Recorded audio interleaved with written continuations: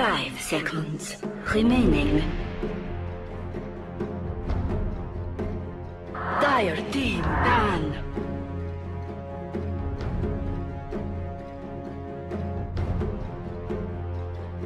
Radiant team ban.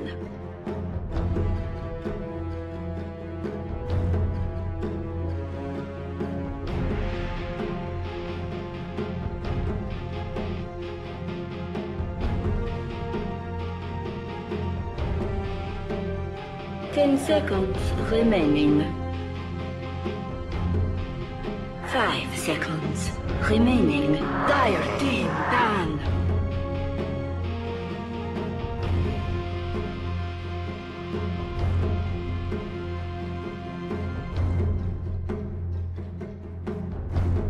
Radiant team ban.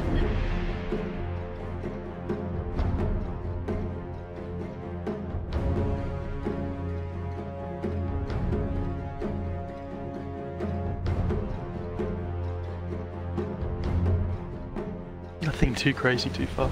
10 seconds remaining. So far. 5 seconds remaining.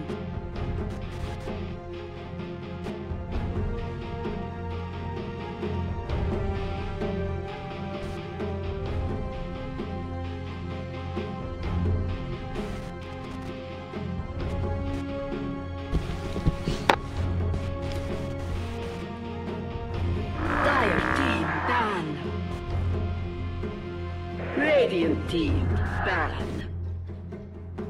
Okie dokie. Dire team pick. Tusk. Shaman Bane.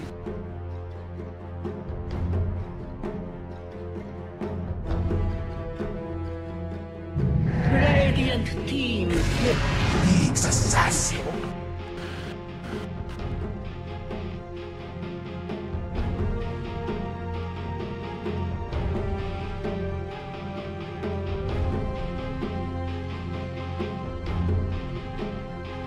10 seconds remaining.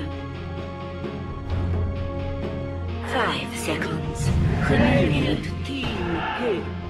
Dire team pick. Shadow Fiend. Radiant team back. Alright. Jen.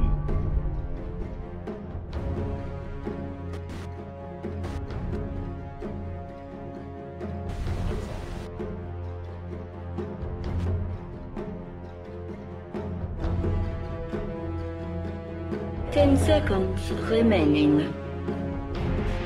Dire team ban. Radiant team ban.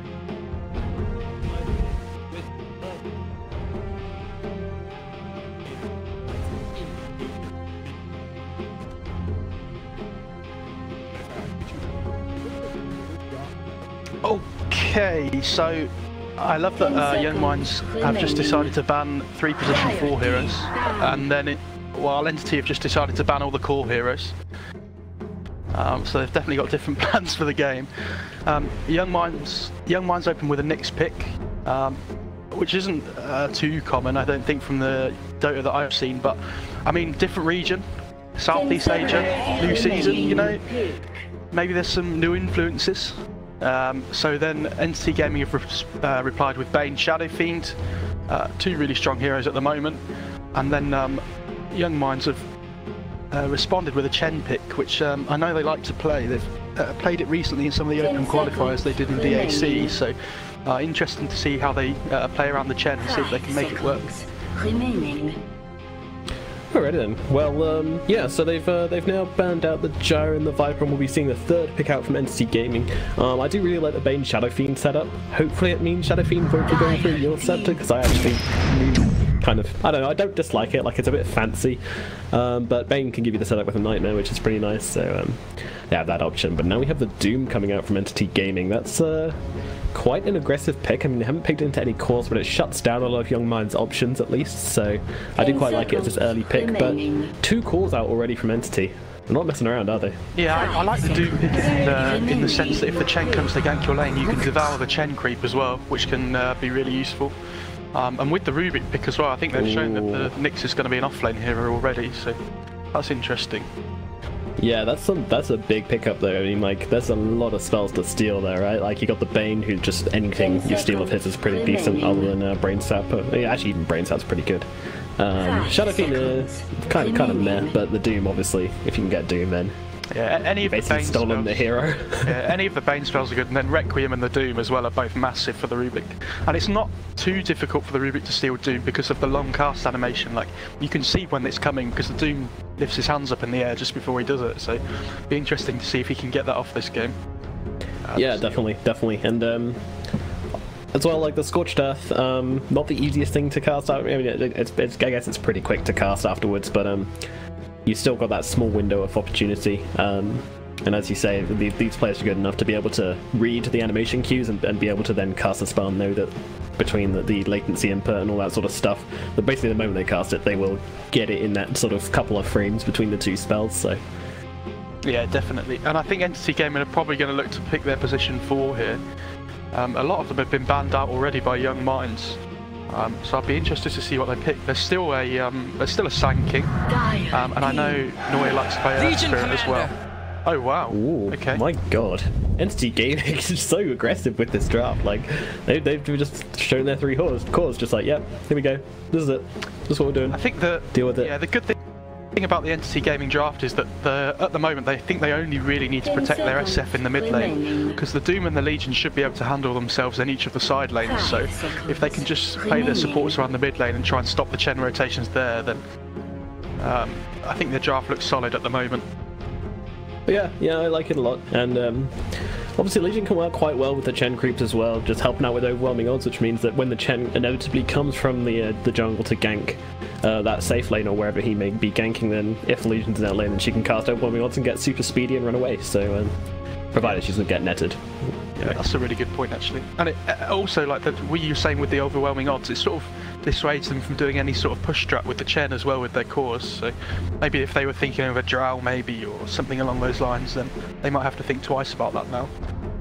Yeah, very true. Quite interesting to mention that the Lycan actually made it all the way to the 2nd bans, and oh, there's a Tinker coming out from Young Minds. Versus a Legion and a Doom and a Bane. All right. I mean, okay. I think when you play Tinker, the level of catch you need to get the Tinker when he gets, his blink online and things is, I think, further from the Bane and the Legion than those heroes can offer. So, when he's blinking around in the trees and things, it's not easy for the Legion and Bane to catch him, even the Doom as well. So, I'll be interested to see how Entity decide to deal with playing around against this Tinker. Yeah, true. But I mean, maybe Entity want to go for something of, is there a disruptor of it? Well, that's a little bit support heavy, just something which can find the Tinker in the tree lines. I think may even be worth it. Like, I think my guess would probably be Earth Spirit for Noya. I know he likes to play that hero and he used to play it with Danish. Yeah, that's a good call. That would be my guess, and it works well with the Bane when you can sleep with the Nightmare into the role. So I'm not sure what Young Minds are looking to pick here. They'll probably have to.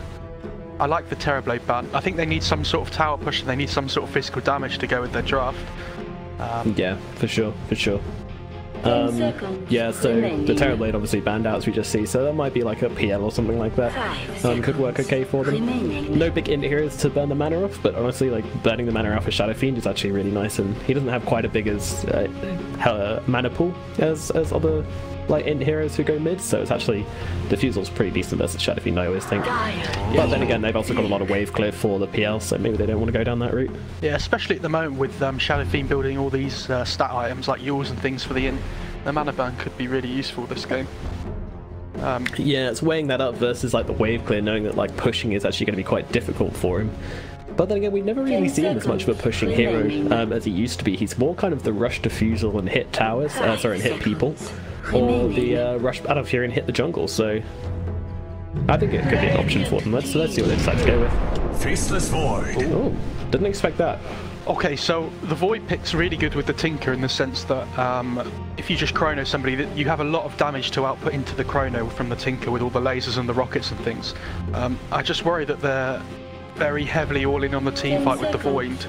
So if the Doom manages to doom the Void before the fight starts, I think Young Minds are really going to struggle to get a fight off. But I think if the Void gets the Chrono off first and it's on a decent few people, then I think Young Minds will be in a decent position to start the fight. All about initiation. Alrighty then. Well, Entity Gaming, last pick coming up for them. Only 10 seconds left on the clock. What's it going to be? I'm going for Earth Spirit. That's my... Yeah, I think that's a pretty safe guess, and it is going to be... What? What? Oh, it's Roaming Doom. Okay, Roaming Doom, yeah.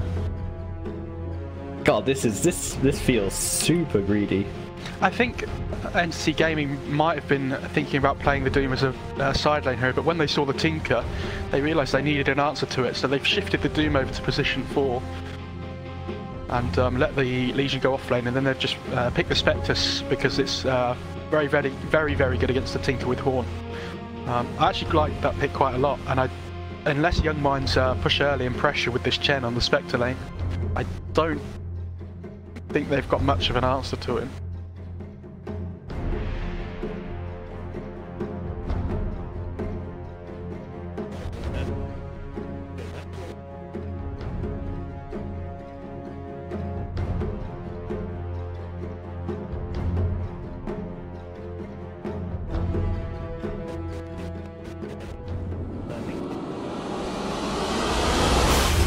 Yeah, definitely.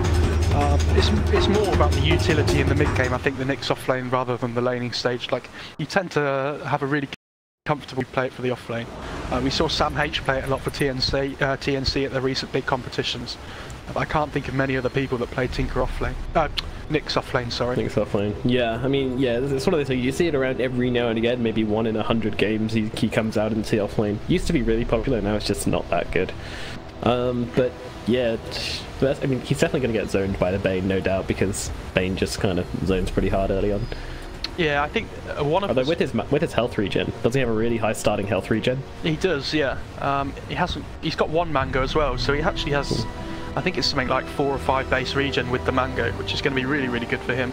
But I think one of the Radiant supports is going to have to stay with the SF in the mid lane at the start of the game, and I assume it's probably going to be the Bane, but then I'm not so sure. Maybe they leave the Spectre to 1v1 the Nyx at the start of the game and then look to move the Bane over when they've given SF a head start with the Souls. Yeah, I mean, whenever you say that, it always makes me a little bit nervous when you say Spectre solo laning. It's not something you want on your team. It's not an ideal situation. She's not a fantastic solo laner, but it might have to be the case here, just with the draft they've got. Or maybe we'll see a Doom harassing mid, who knows. I think that actually, he's got the brown boots, so clearly a roamer, as predicted. Yeah. I also like the Doom position 4 in the sense that you can just track the Chen's movements across the jungle. If you just follow him wherever if you just find him and just follow him, then I don't think the Doom cares that much, because he just eats the creeps whenever the Devour's off cooldown. And I'll be good point. I'll be interested to see if the Chen focuses on bullying the mid lane SF or bullying the Spectre, because I don't think they can shut down both this game. Alright, well, Young Mind's coming forwards, and Noya don't put in. We have got a lift onto the Spectre, but he's not going to use it. I think he's not far quick enough, actually. 30 seconds. Oh, he's actually got the boots on the Rubik, so yeah, he could have maybe gotten something here, but it looks like there's a couple of heroes coming in for this. They're looking to defend their rune. A little bit weird going on right now. I think they will get zoned out. I don't really think that Entity want to fight this one. Yeah, I think the Radiant are going to get 2 runes top though as well, so I don't think they should be too worried about trying to fight this bot lane at the moment from Entity. Alrighty, well, it's going to be Tinker able to take probably 2 runes for himself to give him a strong start to the lane. The Doom is coming in, but he's not going to even get to the rune in time, especially if the E blocks him. And there's one. A little bit of harass being traded between the two. But... yeah, double bounty rune for both mid laners. Oh no, the Void. Oh, the Void stole the SF second rune. Ooh, cheeky Payson. Cheeky Payson. Alright, well, Mac going to be starting on a little tiny bit of a disadvantage in the middle lane, but I mean, the bounties aren't that huge of a deal, but it still gives the Tinker a nice start to the lane. And here we go, we do have the Bane and the Rubik in the mid, supporting their respective cores, and we have a pause out from the Shadow Fiend. Okay, so the Bane did start mid. It's the classic 2 versus 2 whenever there's an SF in the game. When you're on the SF's team, you really want to help him build up the souls, and when you're on the enemy team, you want to stop him from getting souls at the start of the game. So I think this happens nearly every single time we see an SF pick. I'll be interested to see who gets the advantage really early on. The Bane's super good at zoning in the early game. Oh, this is Chen sending back creeps. This is super annoying, yeah. So in the safe lane, they're going to be denying a little bit of the, well, not denying the Spectre's farm, because the creeps will eventually come back to the lane, but it just draws the lane aggro back a little bit to make life a little bit easier for the Nyx. So yeah, this is the key behind the Nyx offlane, is that you have a Chen to help you out. I'm glad people have found a place for Chen now that the creeps spawn at 1 minute instead of 30 seconds by annoying the enemy safe laner instead. Yeah, oh, middle lane, we have the drag back onto Jabeezy here. Can they get this kill? They don't have many more spells to cast, and that's actually taking a lot of damage from Mac here, but I don't think he's going to be able to chase him down with those brown boots on the Rubik. So no blood being spilled as of yet. Mac's going to be so sad he wasn't level 2 there to get the raise, because if he'd have got the last shot on the Rubik, he would have got Max souls instantly, so very, very sad. Pretty sweet. Alas, it was not to be, and maybe they made the aggressive play there, knowing that it's a little bit difficult to play aggressive onto a Shadow Fiend at level 2. Yeah, definitely. And we talked about it earlier, but this dude, he's not going to stop. He's going to relentlessly hunt this Chen. He wants to eat his creeps, but Chen's doing a good job of keeping them hidden. Devoured. I mean, Roy just has no regen, so he's we do actually have the first blood into the Tinker at mid. Oh man, we were watching the Hungry Doom and then missed the Hungry Shadow Fiend at mid. He was able to get the first kill onto Tinker, and that's pretty huge to start things off. Just with the Nightmare and the Razors, that's a super strong combo. Yeah, super simple. Yeah, not only is the kill massive on the Tinker, but we talked about it before, he gets max souls from the kill as well, so this lane's going to be about 100 times harder for the Tinker now compared to before. Yeah, well, Lass is coming in to help out, but I'm not really sure how much they can do. They definitely can't nuke him down now. So that opens up the Bane to do a little bit more, and he's going to get himself a Chen creep. Nice. Haste rune and a brain sap. Yeah, that's super nice. But the Chen's got the regen creep again now. I just struggle. I don't really know what the Chen's going to do this game. He hasn't really pressured anybody at the moment because the Doom's just been sitting on him so far. And Radiant Entity are just winning all the lanes at the moment. Like they're not. The Chen's not being forced to do anything. The Doom's doing such a good job. And Spectre's just free farming in the bot lane. SF's free farming in the mid lane, and even Legion's winning top lane. So. Yeah, we haven't talked about top lane a whole lot, as we actually have more action at mid, but they're dragging back the Bane. I'm not sure they can get his kill as Tinker's out of spells. Although the Hadouken creep, oh, he gets it! He gets it with the big blast coming from the Satyr. Nice job, Chen. That one didn't get devoured, and they do play the ultimate price for it. Anyway, as I was saying, back at the top we have Hesjo versus Passon here, and Legion Commander versus the Faces Bowman. I'm pretty sure this does favour the Legion Commander, and as we are actually seeing the last hits reflecting that very much at only 6 on poor old Passon. And Hesjo, oh man, another kill on mid as the Shadow Fiend is taken down. Jabeezy gonna put the River to sleep just for a bit of garage. Cancelling that taunt. In comes the Shadow Fiend. Maybe we can get something here as a Rubik. Oh, that's a lot of damage. That is a lot of damage with the Brain Sap. Not quite reading the cooldowns there on the Rubik, so does cost him his life. Young Mind's wild in the oh, that's a TP cancel onto Crypto. Look, chasing him down. Can he find the kill? I think he can. The Burning Blade finishes him off. EA being chased as well. Can they maybe get another one here? I don't think they can. Noya also getting the bounty. This roving Doom all of a sudden finds his level 2 and a little bit more. What happened in mid? The Bane just decided to dive the tower for some reason, and the lifted under the tower. So not sure about that one. Okay. Yeah, sometimes you just gotta throw it, you know. Sometimes you just gotta get in.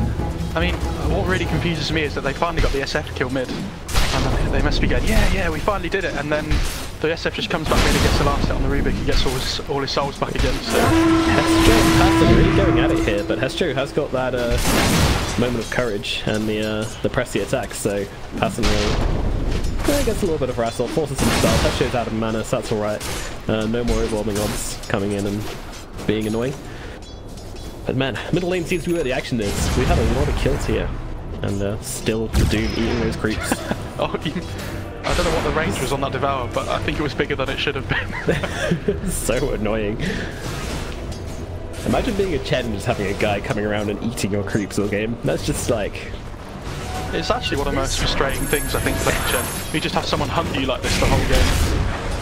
And Noya actually I mean, he's not really getting gone on here, but it might be EA who's in trouble here with the Spectre doing the damage with the dagger, but no, they're just kind of hanging about, trading some hits. Up at the top, we do have the Bane hanging around. Rubik's TP'd in as well.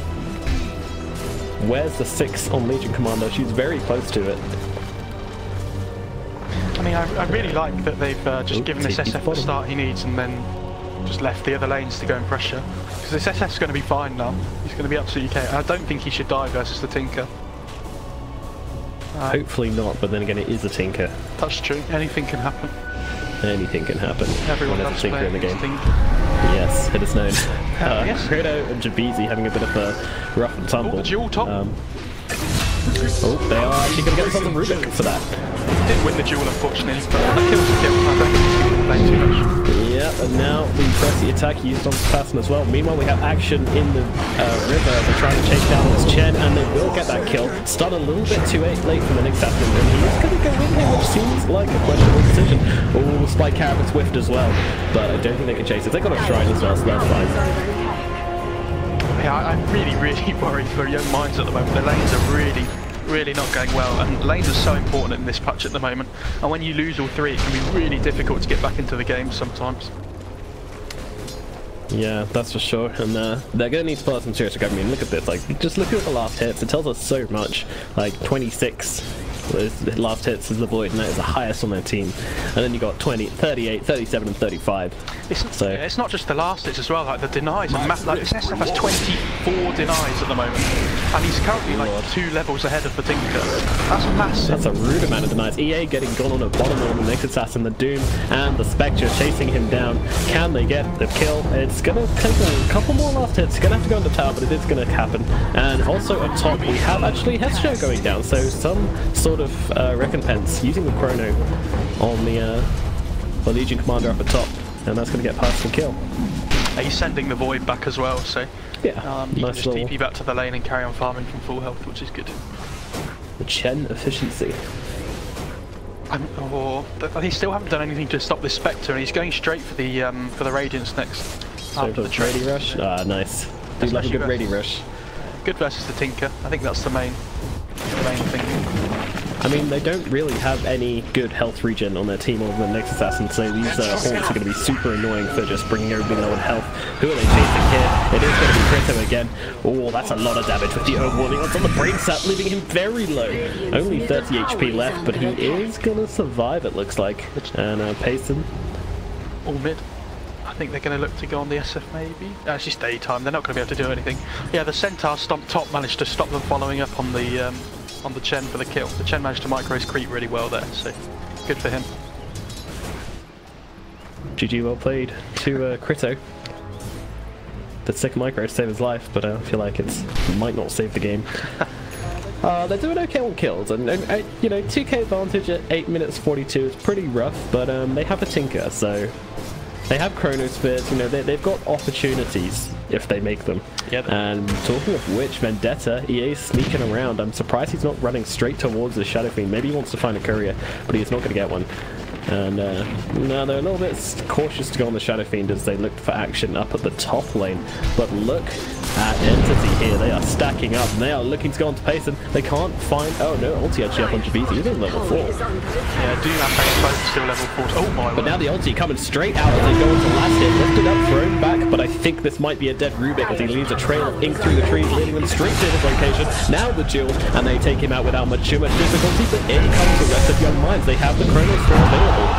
What can they find here? Oh my god, that Inferno just blows up everybody. But now the Chronosphere is pretty nice. It might get them a kill, but the Nightmare onto the Spectre, keeping her alive. And now she comes out, she runs up, she survives. The next assassin goes down. They're chasing Payson. Can they find him? Another raise will do the job. Jabeezy actually with the triple kill. Oh boy. 4 kills. What happened to the Chen? The Chen just got hunted down by the Spectre on the backlines afterwards. Oh, last they might be able to find him. Hester Joe smells something off in the trees and will find this Rubik hiding out, and he has been spotted and being chased around once again. This feels like deja vu for him as they get him inside the tree. They're just going to block him in. This is a bit bad manner as they're trapped into the tree line, and oh, they're waiting for the duel. Oh my god, that was sick. That's next level, Dota, that one. So smart. That was yeah. I'm really impressed. yeah. I really They're just blocking him in the trees to be rude. No. I really like these kind of rotations from teams where they go for the enemy safe lane. The enemy safe lane tower is so important in terms of access for the map. Because if you take the enemy's offlane tower, it doesn't give that much. It only gives you entry to that small jungle, and even then, the access points aren't really that big. But if you take the enemy safe lane tier 1, it gives you access to the whole point of entry to that jungle. And so it gives you a lot more map control. Same as if you take the mid tier 1. So I really like the rotations there from Entity. Massive. Joe has the duel in 3 seconds at mid and immediately looking for it. He's lasered up, so he might want to wait first for that. No, let's go, he says. They are able to take out that Tinker, no problems at all.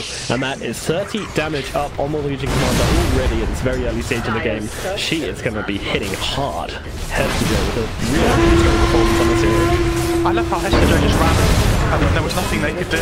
He sort of saw his impending doom, but couldn't do it. Overwhelming odds, phase boots, try and get away from me, Tinker. You can't do it. I don't think Entity are going to want to... Okay, they are going to give up this tier 1 bot tower, but they're just going to carry on mid. They're just going to go for it. Yeah, trade it for a tier 2 seems pretty nice. Tinker TPing in, but... the rocket spam's not going to do a whole lot. They've now hit 6 on the Doom and the Bane, so that means Fiend's Grip and Doom is available. And if the game wasn't scary enough, now Young Minds must be absolutely bricking it. There's some pretty scary spells coming out. When you pick Nyx like this, I feel like you need to have another hero to play around him with. We see something like a Life Stealer sometimes, or another hero that Nyx can play around with to try and get kills in the Vendetta. But I feel like this game, Young Minds don't really have anybody that can help him do that. He's sort of just wandering around scouting by himself and trying to get kills, but there's nobody that can follow up with any sort of damage. No, and he's even got the blink damage queued up, which is quite interesting. I guess that's kind of like because he knows that he's not going to be able to get kills inside the using Vendetta, so he's going to have to rely on kind of blinking forwards. Yeah. What ways back into this game do you see for Young Minds? I think Young Minds really need to rely on their team fight at the moment with the Chrono and the Tinker damage. And I think that's why the Blink's good, because I think it's all going to be about the team fights at the moment. So they need to look for this Chrono, and they need to get this Tinker online into the game. The problem is they're losing so much map control at the moment that the Tinkers find it difficult for places to farm. It's 13 minutes and he still doesn't have his boots of travel, so even when he gets his boots of travel, there's still a Spectre to worry about, and he almost has his relic, so I'm really not sure how Young Minds are going to try and work their way back into this game. Yeah, I think a gang from middle lane is going down. Actually on Young Minds Tinker here as they're trying to chase him down. Can they get him with the Infernal Blade? It does help out, chasing into the tree line, and they are able to get the kill. Joe with the double kill. Who was he dueling? The Nyx assassin? He dueled top and then TP'd mid and managed to get a part of that kill as well. Fantastic. Oh, right, okay. And the multifunctional ring came out to help them get the kill top and then get the Tinker kill mid as well. So they're playing very, very well at the moment. And I mean, Joe especially, who is we don't have the duel, but what does it matter? God, this is 40 damage now on the Legion Commander. She's hitting for like 150 at 14 minutes into the game. That's not right. Yeah. That is not right at all. This is the problem with Rubik as a support at the start of the game. If you can't get kills in the lanes, and it feels like you're just a really, really weak roaming support. And there's so many, that's why we see heroes like Tusk and things at the moment a lot of the time, because they offer us so much more with needing so much less. So I think the Rubik and the Chen just feels like they haven't had any impact on the game at the moment. Yeah, and Rubik doesn't even have a comeback talent, you know, like Tusk has the XP or gold options. I think a lot of other support heroes have gold options, and Rubik has nothing. But that's when he gets level 10 as well, which is going to be a while anyways. Now has the press the attack. It's okay. It's good at taking off the Fiend script and things as well, so that's something. I'm not sure how much he's going to get out of it, but we'll see. Every time this Nyx Vendettas, he's just... it feels like he hasn't got a purpose. He can't do anything with the Vendetta, and it's such a waste of a Nyx when you can't do anything. It is, yeah, and this is the offlaner as well. It's not like it was a roaming Nyx. This is your offlaner who is getting near enough nothing done. It's pretty sad. Yeah, definitely. Well, let's pull up some... Oh, we're actually going to see a smoke here. There's a lot of heroes gathering around, and they do have the smoke on the group. It looks like they might go for something. I think they're just very scared of being ganked at the moment. Yeah. I don't see any of the Radiant heroes. Oh, okay. No, there we go. Cool. Oh, Critter reveals it though. Report that guy. Hesijo, they're going to come into contact, but he's got a double damage. Breaks away into the Roche pit. Very quick reactions there. Well, quite quick reactions. Maybe quick enough. Quick enough. When it mattered. TP'd away. I mean, that's just the story of this game at the moment, isn't it? The Dire are like, okay, we really need to try and get back into this game, let's go and smoke. And they run into somebody and don't quite catch them. Yeah, unfortunately. Another Vendetta though. Are they going to try and fight? Oh, if they can get the Doom before the fight starts. This could be a kill. I can see them getting this kill. I mean, they're going to need a couple more heroes around as they just going to... Okay. Some aggressive harass, I would call that. Miscommunication maybe, the Nick's creeping Possibly that also. and everybody's saying, we're not there yet. We're not there yet. We're going forwards, he's been used up. Mac doesn't want to ult here, but there's the duel coming through. That's a bit more damage. The Chronos spin, his own duel gets doomed up immediately. This boy is going to have to get out of it. That was a very sad situation. As an ult does go down. Last also going to fall. Hesijo chasing hard, does get the kill. Chen able to get one. But immediately blown up by Hesijo. Oh, Jesus Christ. 54 damage for Hesijo right now. And Stop on the rocket. Nice. Ooh, Nice. More rockets coming through though. Yeah. Oh, relax. This is so frustrating. When you're losing They see the next and stuff like this keeps happening. Oh, Getting this done and they get the kill. Nice. 5 streak gone. Hesijo just walked down. That's 600 gold for the Tinker as well, which is really, really big for them. Oh, that fight just felt like pigs lining up for slaughter. That was... It was pretty brutal. Especially as they'd already used Vendetta and a bunch of moves on the Doom, and I don't want to get that. His Chrono was good, but it didn't catch the Doom, so he just immediately got doomed and then he had to run away, so... Payson... Yeah. Unable. We see the blink yaws coming out from the SF, by the way. I'm a very big hater of this. I really don't like it that much. Good, but, me too. I actually don't mind it too much this game. I don't think there's much that can stop him apart from the Chrono. So, and I think the Spectre's going to be the one doing a lot of the damage, like in terms of being on the front line. So I think the SF's just playing caster build almost. Yeah, more or less. I mean, if he can just get the pickoffs and the Tinker, then that's all he really needs to do this game. We also see the Spectre picking up a Radiance, and Doom's got a medallion, nothing too huge. They're coming in for them again. Get away. They seem to know there's scribbles on the map. No, that's actually the Bane scribbling on the map. Okay, well, they seem to know. They're avoiding them, for sure. I think it's just TP'd out. Yeah. Should do that on the ward, maybe? I mean, that's a really big smoke from the Radiant as well. I know they're far ahead, but they don't have Doom up or anything at the moment. But I guess they know the boy doesn't have Chrono, so it's basically trading spells that neither. Yeah, they have the link deals with Requiem. I think that might have been the idea. Just the other heroes around to. I think Young Minds are more reliant on the Chrono than Entity are on the Doom as well. So probably a good time to go. Yeah, for sure. Well, Spectre, 2 people in the bottom lane looking to defend this, and I think Young Minds won't be really wanting to push any further than this. But just creating space, you know, Payson, he's nearly had his Battle Fury. Yeah, and then he can far more of the map that won't be there for much longer. Unfortunately, I feel like that's the way it's going to go. Yeah, it always feels like that whenever you get a Battle Fury from behind. But I think the idea is that, like, if you do find some sort of opening in the game, and you do manage to get anything back, which they're open to do with that ticket. Oh, we have a duel. Then call the Mix Assassin, he does go down. Can he get away? No, he can't. Oh no, the Tinker as well. Okay, that went from bad to worse very, very quickly. The Spectre ultimate is just crazy at giving vision. And Hesijo also, his mobility is just absurd right now. The whole team's mobility is actually really, really good. I completely forgot about this, but the Haunt from the Spectre really leads. It's a really, really easy way of catching heroes in the backlines. We saw it from Liquid before when they used to pick Spectre Doom, and they would always use the combo just to Haunt, and then the Doom would blink in and pick up the most important hero to Doom straight away at the start of the fight. Yeah, just using the Siphon ultimate is really good. It's really, really good with the blink duels from the SF. I hadn't thought about that, so it just helps the SF find the team from just blowing them up straight away at the start of the fight. I mean, even with the Bane as well, like getting a core Fiend's grip on, that's really important too. So many little synergies in this team, which Entity have drafted. I think they whoever was drafting for them a pat on the back. I think it was Jabeezy. Yes, yeah, Jabeezy's the captain. He's done really well this game so far as well. It feels like he's telling them exactly what to do all the time as well. We saw by him drawing on the map before. Yeah. I mean, we've seen some communication issues from Young Minds, and I'm sure they'll be looking back and working on this. Yeah, I don't know if is communication an issue for Entity, because we know there is the 2C players that were there playing with them before, and they brought these 3 EU players in, so that's true. That's an issue for them. It's interesting to see how well they are actually doing here. I mean, it looks like they've got really solid communication, so clearly there's no language barriers here, or if there is, then they're doing something really special to get around them. Yeah, they're doing fantastically.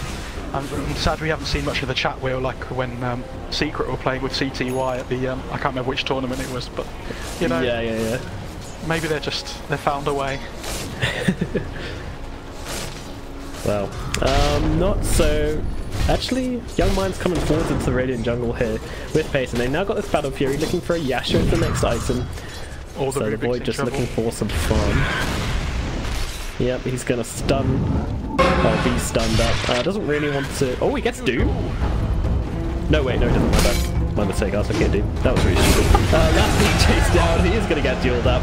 Good, distraction, thank you, SJ. Jesus, that was bad. It feels like Young Minds are trying really desperately to try and dodge fights constantly the whole game and just push back far on the other side. Say that, but they're running into the Doom right now. Pacing coming in, they're gonna take this guy out. Yeah, I don't know what the plan is. No problem at all.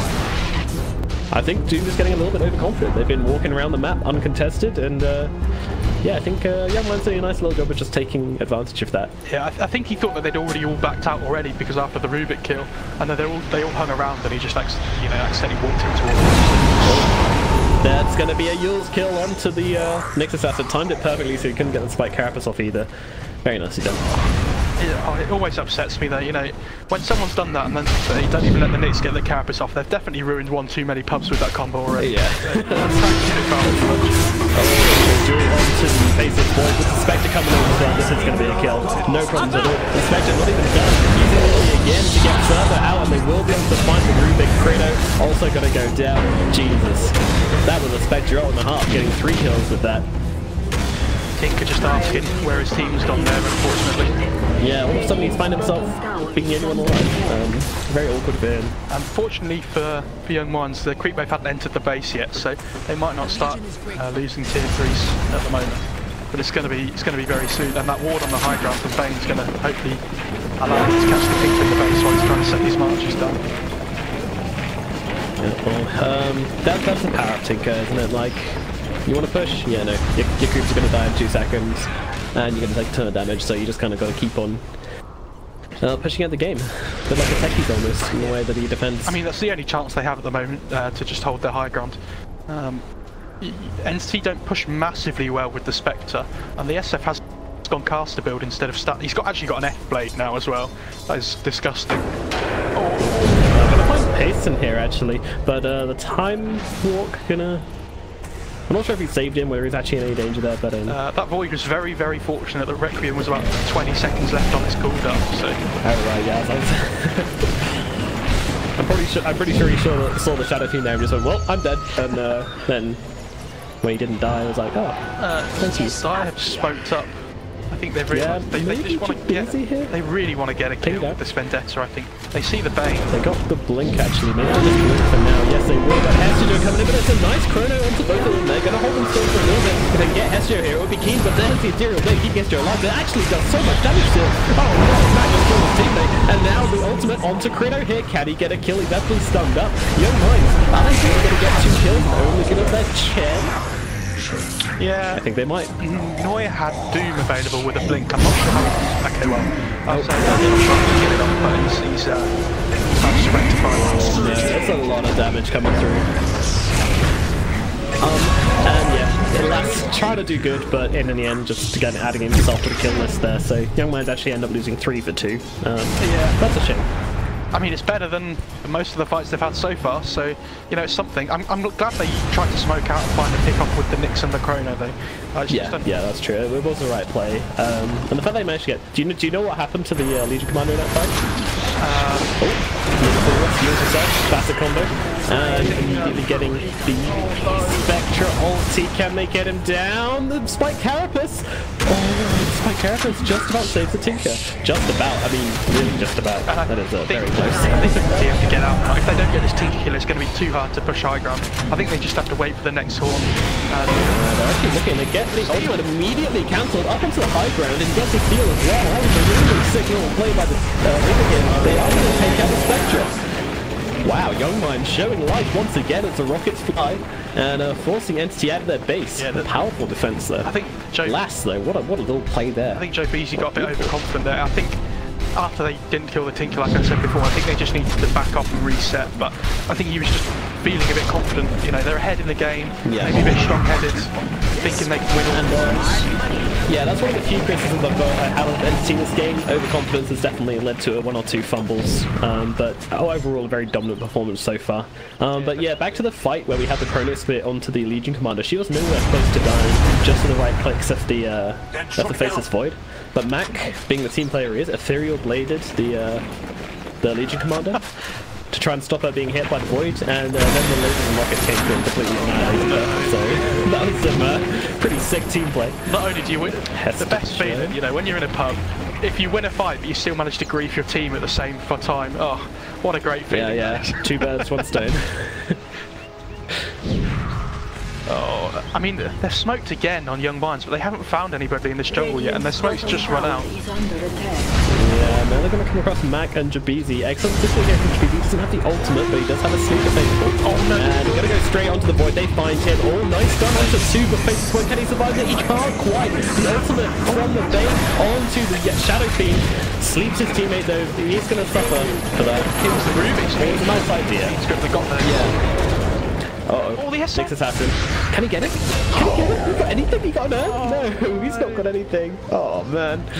I think it feels bad. It feels really bad when the team is this far behind and they deserve a kill and they don't get it. But there you go. I really 10 HP survives. Entity go through their jungle and try and, because the only reason the Young Minds are fighting there at the moment is because they had really good vision there, and one of the wards just timed out around the Radiant Shrine, and they have one on that high ground now as well. So I think they'll probably realise that Young Minds have put some wards in their jungle somewhere now. And now the Spectre has Horn. I think they need to try and find this Tinker again. Sit one of the, either the Doom or something, or the Legion in one of the side lanes. And just try and catch the Tinker. Yeah, the bane's just got to put a ward, an aggressive ward top in the trees to try and catch the Tinker at some point with the Horn. So the old Tinker ward. Old faithful. You know, the Tinker's the only one stopping them from doing what they want to do at the moment, so... Yeah, they'd have won this game if Young Minds didn't have a Tinker. Sure. The Bane's just sitting here. This is his job now. This is my life. Yeah. I have become the ward. I mean, they know. Look, this is exactly what I said. Look, the Doom's sitting in the bot lane in the trees with the Legion, and the Bane's sitting top in the top lane. The Tinker's gotta go somewhere. You know, where's he gonna go next?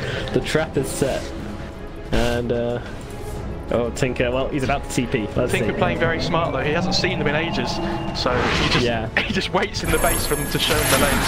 Sees the Bane in the SF top, so. These guys, I'm staying in base. I mean, when you don't see the enemy heroes for, you know, 30 seconds to a minute, you've got to smell something fishy.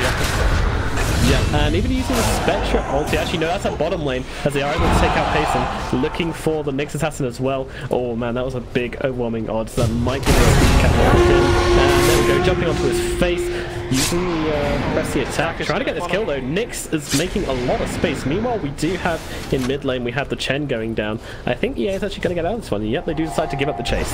They don't have any detection for him anyways. But again, they've used Horn and they didn't kill the Tinker with it, so I still don't think they can go high ground. It's so difficult. Now they've got to wait another, however long that is, for Horn to come off. The gem on the Doom. Oh, cancel!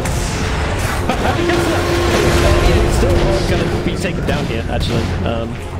There's a feature in the game where if you carry this when you come down from mules, you can actually return the damage that you take from mules. So that sounds like a not sure how intentional. Yeah. Yeah. Pretty sure the damage is especially when you land. Same when you come out of OD imprisonment as well. You can carapace the damage, but it's questionable mechanics, I think. That's unbalanced and fair. Here we go. Going to take some shrines. They managed to take a tier 3 now with these little sieges going on. So shrines, a little bit more gold going their way. Roshan has been up for a while. I'm wondering if they're going to think about that anytime soon. I haven't really been too interested in Rosh this game. Because it's so difficult to push high ground, any sort of damage they can get onto the high ground and then turn into map control with the shrines is really good for Entity this game. And they just need to take whatever they can get at this moment. Oh, the Tink's doing top lane. Uh-oh. Can they find him? He's going to have to pull out some fancy footwork with the... Oh no, Spectre's going to be straight onto him. And that's going to be a kill. Was that a blink on the dude? Yeah, it was. The ward paid off. He found him. Sure did. What a ward. Classic Tinker ward. And now they're going to go. Yep. Tinker doesn't have buyback and he's dead for 45 seconds, so I think they're going to go all in at this point. The Spectre still has Haunt as well, so... Yeah, we have BKB on the Shadow Fiend, looking fresh with 10 seconds left. We have SPECTRE with the oh, BKB and immediately yields himself. Nicely done. Well played, set by Japizi, of course.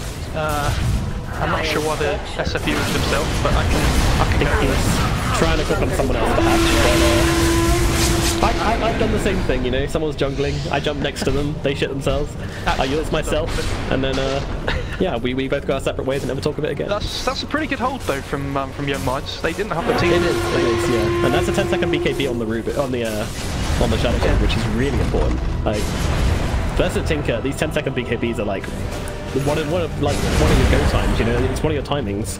Once you hit that timing, you want to make something happen with it. And the fact they didn't even manage to take a tier 3 is, well, they decided to back off. I mean, they didn't lose anybody at least. Yeah, when you're winning in a game, you really want to get your first BKB purchase if you can get away with it when you're going high ground. Just because the whole duration of the BKB was the first time you go high ground is massive. Unfortunately, you can't get away with it most of the time because you need the BKB for the fights. But when you're this far ahead, I think they were doing fine.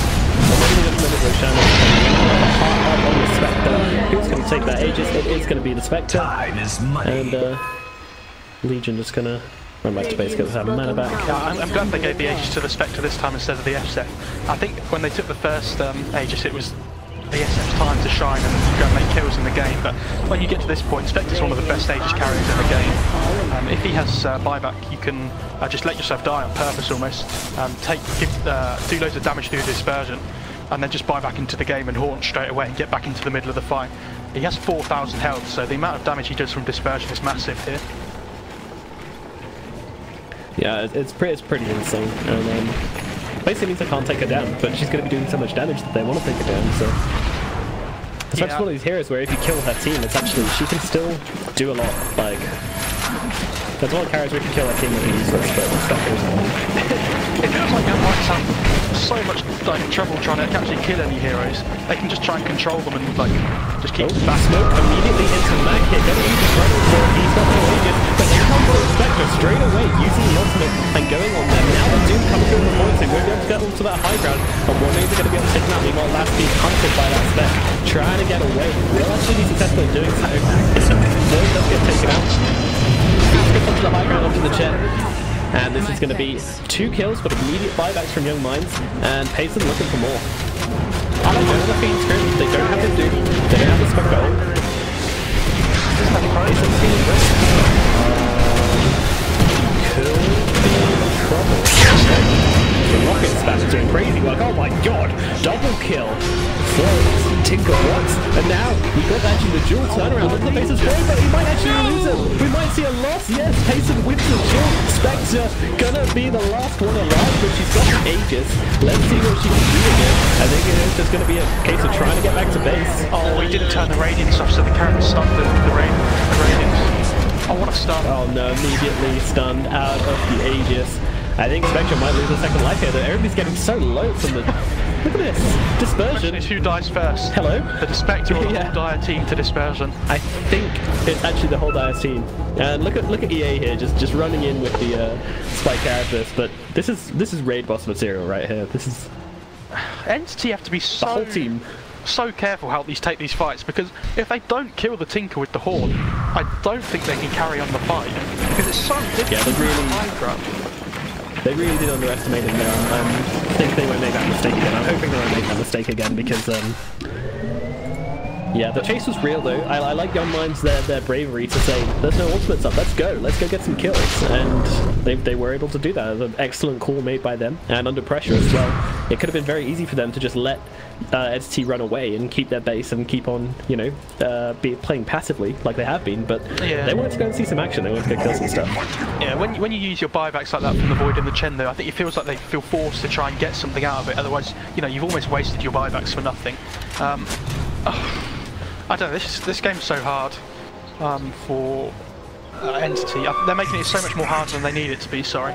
Because they just took the Roche, and they got nothing really from the Aegis. So the question is, do they just try and force these fights still, or do they wait for the next Roche? Like, I wonder how they're going to play this game now. Yeah, it's going to be interesting to see. Meanwhile, middle lane, we have the smoke on the Doom and the Legion Commander. Oh no, Tinker, don't do it. Ooh. Saw the Spectre actually. If Spectre didn't show us off there, I think they would have got the kill, but nevertheless. Oh, this high ground mid though. Wow. They really want this thing. I mean, they could go for it. Payson's around though. Nice, I like the Shadow Blade reveal from Payson. We don't know about this item. Actually, they don't have the sentry. They just got the They're just taking racks right now. Yeah. Spectre with the Lotus Orb. Oh, I'm surprised they're backing up here. Difficult, yeah. Like the Spectre one, who wins this fight? I'm surprised they didn't try and finish off the melee Rex with the cast box before they backed off, but maybe just trying to play it safe, make sure they don't feed away any more kills. You know, after losing a big fight like that, it can sometimes dent your confidence, and it makes you feel like you're further behind than you actually are when you lose a fight like that. Yeah, the Payson hanging around the back. Have they seen this Shadow Blade yet? I'm not sure they have. Oh, on who, sorry? On the Void? The Void, he's got himself a Shadow Blade. Not sure, but they've done a really good job, Nyx, in this Void about trying to go from the back. Yeah, well, Nyx running through. Sentry now dropped. He doesn't have a gem, so should probably be quite careful there. Doom has a gem, but he's not on top of the Nyx at the moment, unfortunately. See if they can catch him. Oh, they're just getting the shrine at the moment. I think that's okay. Yeah, I'm surprised they didn't take the shrine earlier. I forgot about it, in fact. Bot lane's pushing in as well, so somebody's going to have to deal with that at some point soon. Yeah, maybe, just maybe, Young Minds might decide to make a play here, because it'll be a good time for them to do it. Bot lane's being pushed out, like they just tried to be aggressive, and now they're backing out. Options, but no, I think they're going to go for a farm instead. Yeah, wondering if they have any scopes available. It's tough. I don't know how to tell that. I'm not sure you can. Maybe you can. Huh? Nope, there is one on the Bane, but that's an entity, so I don't know. Who knows? Maybe they're out of smoke. When there's 4 range creeps pushing in your bot lane, you don't want to force a fight. Just, you know, they do push harder than you think. So especially when there's a Tinker that can TP there and keep pushing the waves up. Yeah, completely. So when do Young Minds hit a timing here? Like, what's their next item to get? Good question. I'm not sure there's an answer to that. I think it has. Oh, actually, no. The Tinker Hex is a really, really big point for them. That's probably the main one. But, you know, Void's going for Lincoln's next. It's so defensive, but I think he needs it versus the Doom and the Jewel. So He's basically just a Chrono, to be fair. Like, he's got a decent amount of damage. He can blow one person up in that Chrono, but defending his Tinker is very important. Yeah, the Tinker's is all their damage this game. That's why he's so important, and we talked about it before. If they can get the Doom off on him, or the Spectre can get on him from the Horn, then the Tinker's just going to die. But they've done really well at buying Glimmer Capes on their supporters and things, and trying to keep them alive. Yeah. Well, Young Minds, they are. There is. I mean, looking at the net worth graphs here, and we have the, Entity. They kind of hit. They had a steady rise up to about 18,000 gold advantage at around the 23-minute mark. Yeah. And since then, they have only gained about 1,000 gold in net worth, so they've really plateaued right now. They had a couple of falls, they had a couple of gains, but they've only averaged out managing to get 1,000 gold above them. So rather than looking at the overall picture, if you just look at from that point here across to the current time, you really see that they've struggled to actually finish this game. The Shrine's not doing a whole lot to get them ahead. It's just and they stopped finding the kills, isn't it? Yeah, true. And the XP is a lovely slope down. Without his heroes hitting 25, so. Yeah, I'm very surprised NC haven't tried to shut out the map more though from Young Minds. If you can, it might be hard to get high ground, but that doesn't stop you from being able to keep them in their base. It's more, easier said than done, but I feel like they should be trying to push their advantage more with all the map control they have at the moment with all the towers there. Yeah, well, they tried to do that with the Aegis, it didn't work, and now I think they're going to wait and maybe farm up some buybacks. Now we have buyback on the Shadow Fiend. Spectre is 800 gold away, and the Legion Commander is 1,300 gold away, so maybe they're waiting for those two. Doom actually not so far off, only 500, so possibilities in the fact. Yeah, I think they're just going to wait for the next Aegis, to be honest. That's the big one. You want the Aegis on the Spectre, and then you just want to go. Like I said before, you just send the Spectre in, let him do a ton of damage with his dispersion, like almost suicide yourself, and then just buy back and haunt it in. And I don't think that's... Doom onto Payson here, actually managed to find the Payson wall. Can his team defend him, though there's a heal out from the chest. But what? He possibly can do. He goes to Payson, he will get a kill. Maxwell coming in as well, popping the ultimate onto EA. They might cast the mix at him. Nope, he sloops away. The Rubik also perhaps going to fall, but they haven't killed this Tinker. Tinker will be able to defend from this? I really don't know if he can. Has to go actually. He goes for it, but there's some nice blink away from the Tinker, but Critter may be going down here. Yes, he will, and it is only the Tinker and the Nyx assassin left. It isn't enough to defend with. I don't know. He's doing a lot here. The rocket's going to fly. Almost died. Yeah, I think maybe everything's just taking rocket damage. Nyx assassin able to somehow get himself out of that situation. Oh, the grip! Or he manages to find the Fiend's grip, but he's not quite quick enough. Let's see, can they get him before he gets into base? He's inside the base, but there's a lot of ticks of damage coming out of him. He is just not going to survive on the Tinker, but Mac actually dies for the fountain. Shadow Fiend wants his kill, and he is going to die for it in the end. You don't die the Tinker. You just don't. And now the rockets are going to fly. My bad, definitely thrown out in the chat with it. Maybe they get a load of barracks here. That was some severe Tinker hate. I don't think he realised that Tinker had the Hex, so he wanted to blink in and use the Tinker to just blow him up with Requiem. But he didn't have the EKB for about 5 seconds, so the Tinker just hexed him and killed him straight away. Fantastic. Pretty awkward play from the Shadow Fiend, unfortunately. It does not hate me. It does not. Yeah, well, it sits comfortably with me that the. They find the Tinker. The counter duels. What? We've got like a blood dragon going on. How are they able to take out the Tinker? Yes, they will. The buybacks are thrown out. I'm not really sure they can do a whole lot of it. He's going to take the blood to Spectre. Spectre is doing a lot of things, but able to take out the Doom and the base. Tinker doing absolute work here, and now comes the pace, and what's he got? He's got a photo spin. Doesn't want to drop it to the Spectre. I'm pretty sure he doesn't actually have to. Well, the Spectre's trying to turn around. Payson doing the damage. It is going to be a slow death, but it is going to be a death all the same. A very unlikely Mega Creep hold. No, sorry, not Mega Creep. They didn't take bottom rank, so a hold, full stop. A 5-man wipe for Young Minds in the weirdest of fashions. I had no even like the. How? I mean, Shadow Fiend dies, but... It's going to be a pizza party for Mac, that's all I'm saying. Joe Beasley's definitely screaming. Somebody call Domino's. They're definitely screaming at him in the voice chat. Well, this is really big though, because so if Dyer get this Roche, I think it puts him in a decent position to try and take some fights with the Tinker on the high ground. Obviously, if the Tinker dies, he doesn't have buyback now, so the game's going to be over, but if they can get this Honestly, the big thing I'm worried about here is the Tinker getting overconfident after this and letting himself get picked up. I just want to say though, like, big plays from a Rubik there. Like, that dual kind of triangle of love, like, I don't know what's going on there, but I do know, they dual for the second duel obviously overrode the first duel. Oh, we have a refresher shard on Void. And he's going for Silver Edge as well, and he almost has it for this Spectre, which deals with the problem with dispersion. Yeah. I think they really need to get this tier 1 mid down as well while the Spectre's not up. It's a really, really big tower for them to get, and any sort of gold income they can have is good for them at the moment. Just a quick reflection though, what a game we've got on our hands right now. Like, I thought, like, coming into this game, I was like, alright, it's the Young Minds are being a little bit outclassed here, it's fine. But things started to go on, and we're seeing Young Minds making some really nice decisions, some sick plays coming out from this Rubik, honestly. Like, Les has had a lot of really good moments of these team fights. Of course, the Tinker doing phenomenal work on that hero, but wow. It's the EU inside entity. They just can't help but throw. Yeah, Tinker gonna be gone on by luck here. Now can he essentially turn this one around? Basically, he's got the Chronos going to bust it out straight away. Spectre, are you sure you wanted to do this? Refresh your reviews? Not. Oh, yeah, she did go down. She did go down. No.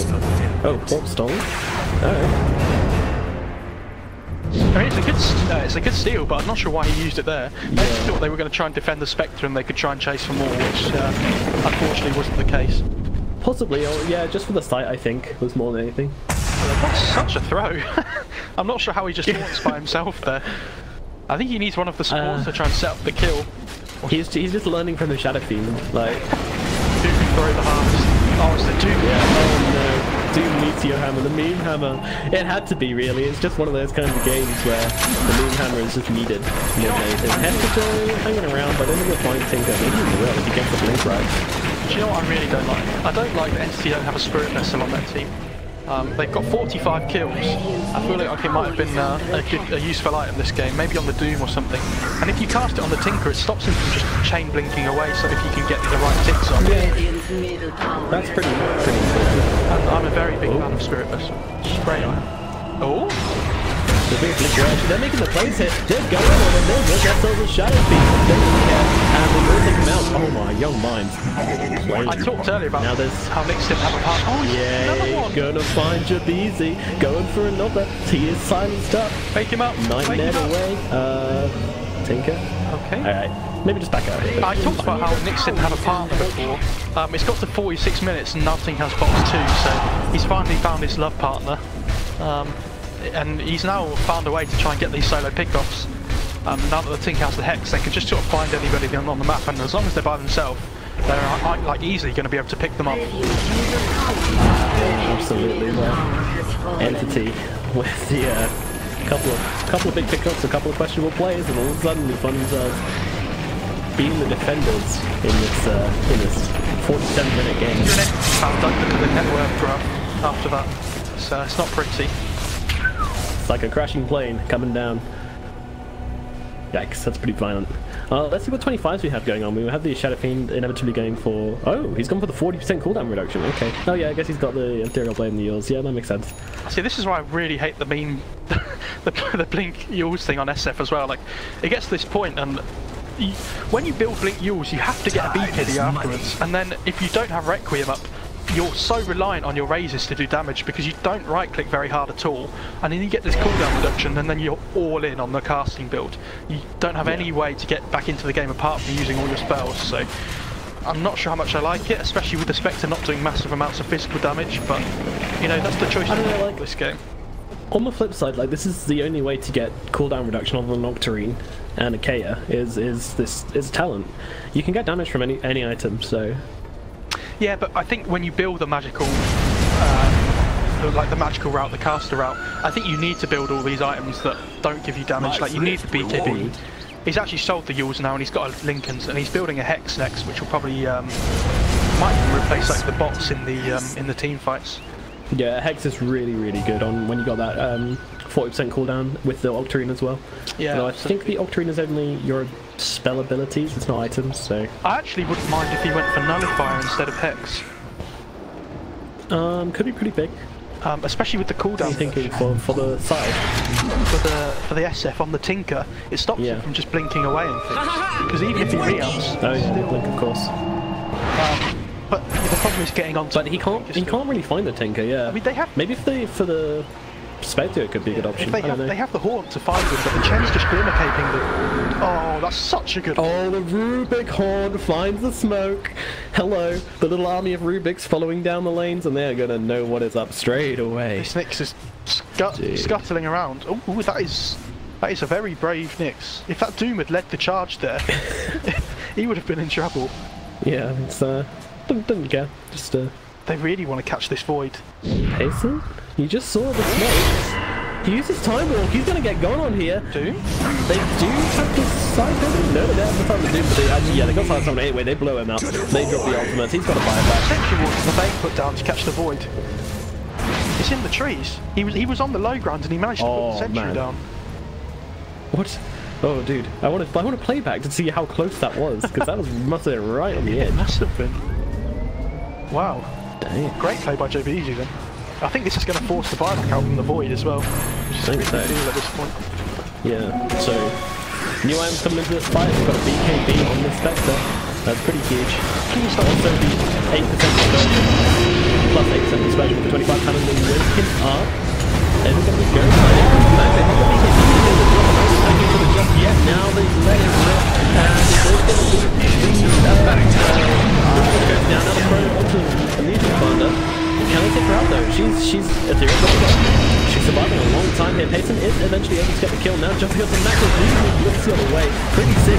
Payson taking a little damage here, eating the cheese. The lasers are flying through from the Tinker. Uh-oh, Entity, I think you might need to get out of here as the Spectre is caught off guard with no items left, no Aegis. She goes down, and that is going to be a 3-hero wipe from Young Minds.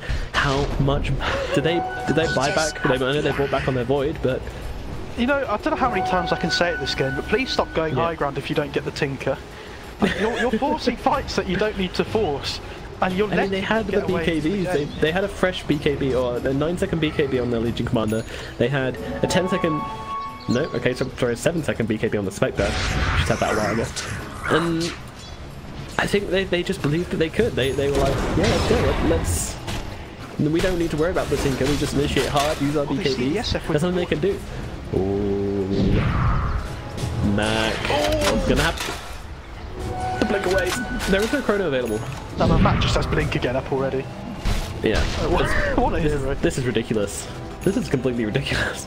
40% cooldown on blink. 5-second blink. Hello. Ridiculous. Somebody help him. I mean, I like the 20-second boots of travel as well. That's pretty sick. Tinker doesn't care about your BKBs anymore. He's just going to sit in his fountain. If you don't kill him with Horn, he's just going to wait until your BKBs have gone down, and he is going to go to town. He has buyback again on Tinker now, so like, he doesn't care. He's 6-star at this point, and so he's actually going to Lincoln's next. But I really don't know what Entity is supposed to do here. They need. I think their requirements for going high ground are they need the Aegis. And not only do they need Aegis, but they need to zone the Tinker completely with the Horn. But the problem is, if the Spectre haunts in, the Tinker just chain hexes him. So they need the Horn, and they need a +1 to kill the Tinker as well. Well, also something interesting to point out on the Shadow Fiend, he's got a 5.8-second cooldown on his Lincoln Spear as well, which is kind of bananas. That is very good, actually. Yeah, that is. That's like 3 or 4 spells blocked every fight. Pretty sick. What was that? Oh, they saw the Nyx, but he just blinked away.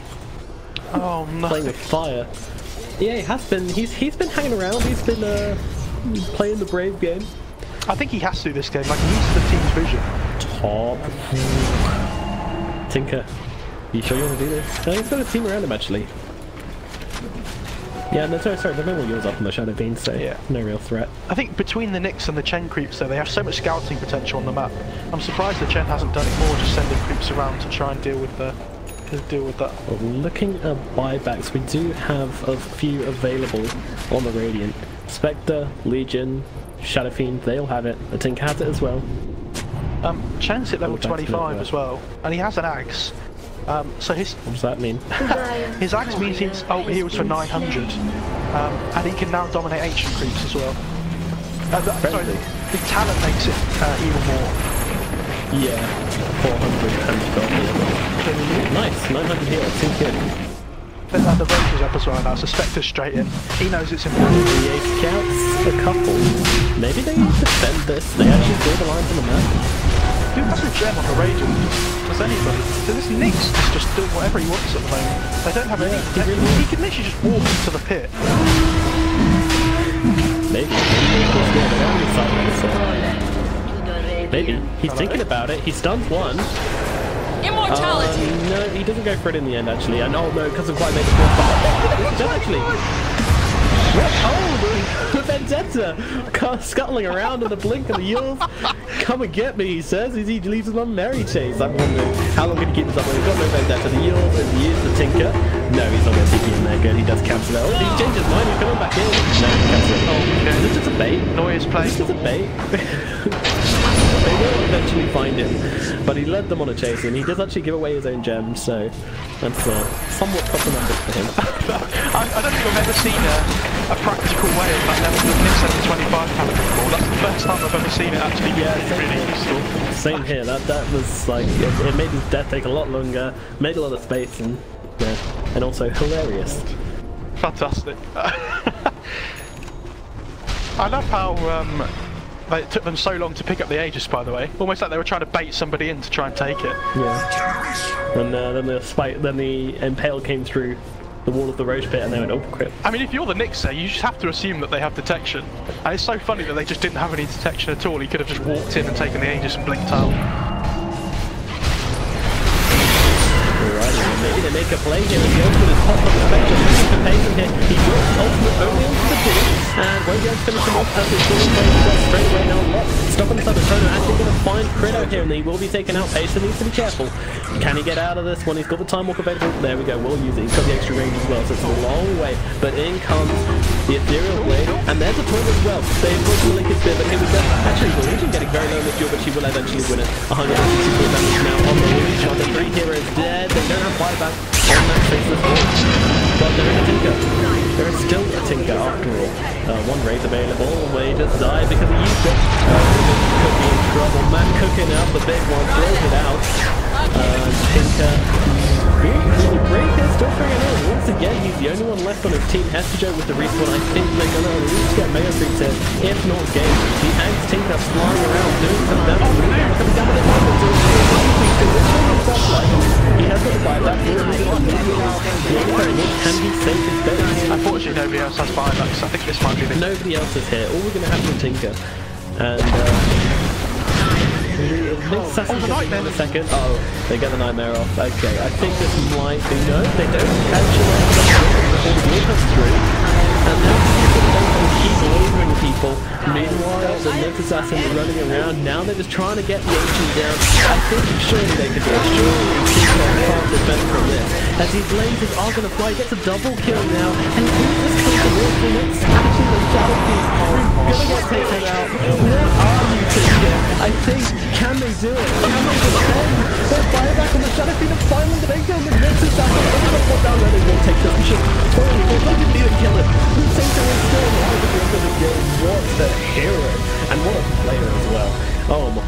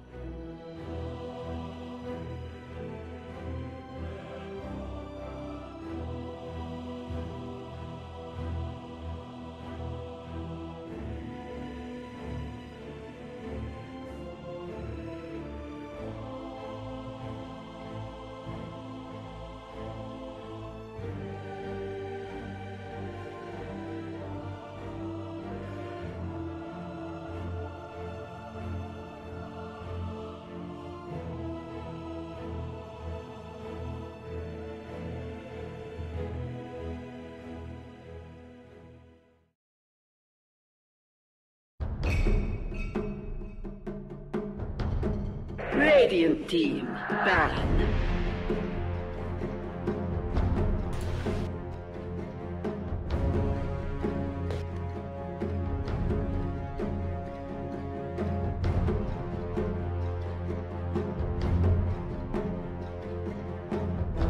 Ten seconds remaining.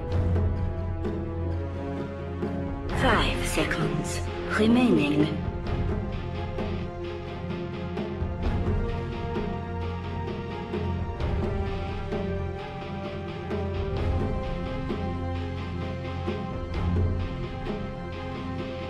Dire team ban.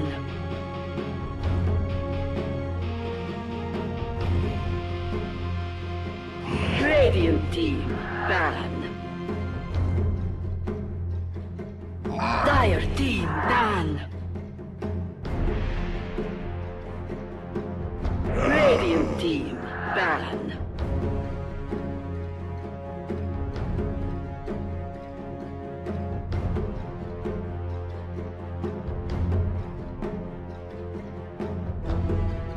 Dire team ban.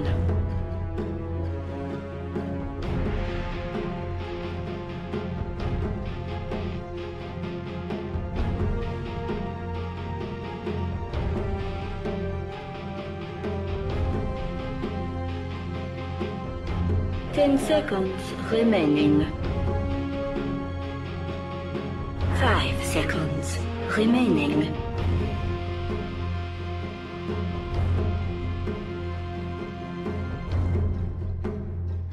Radiant team pick. Dire team pick. Dusk.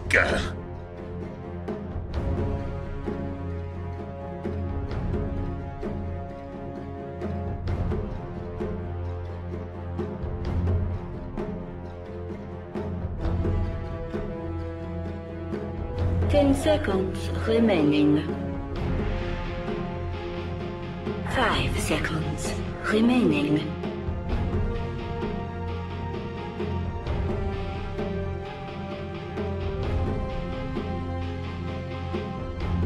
Dire team pick. Naga Siren. Radiant team pick. Disruptor. Oh, I forgot. Oh, didn't even look.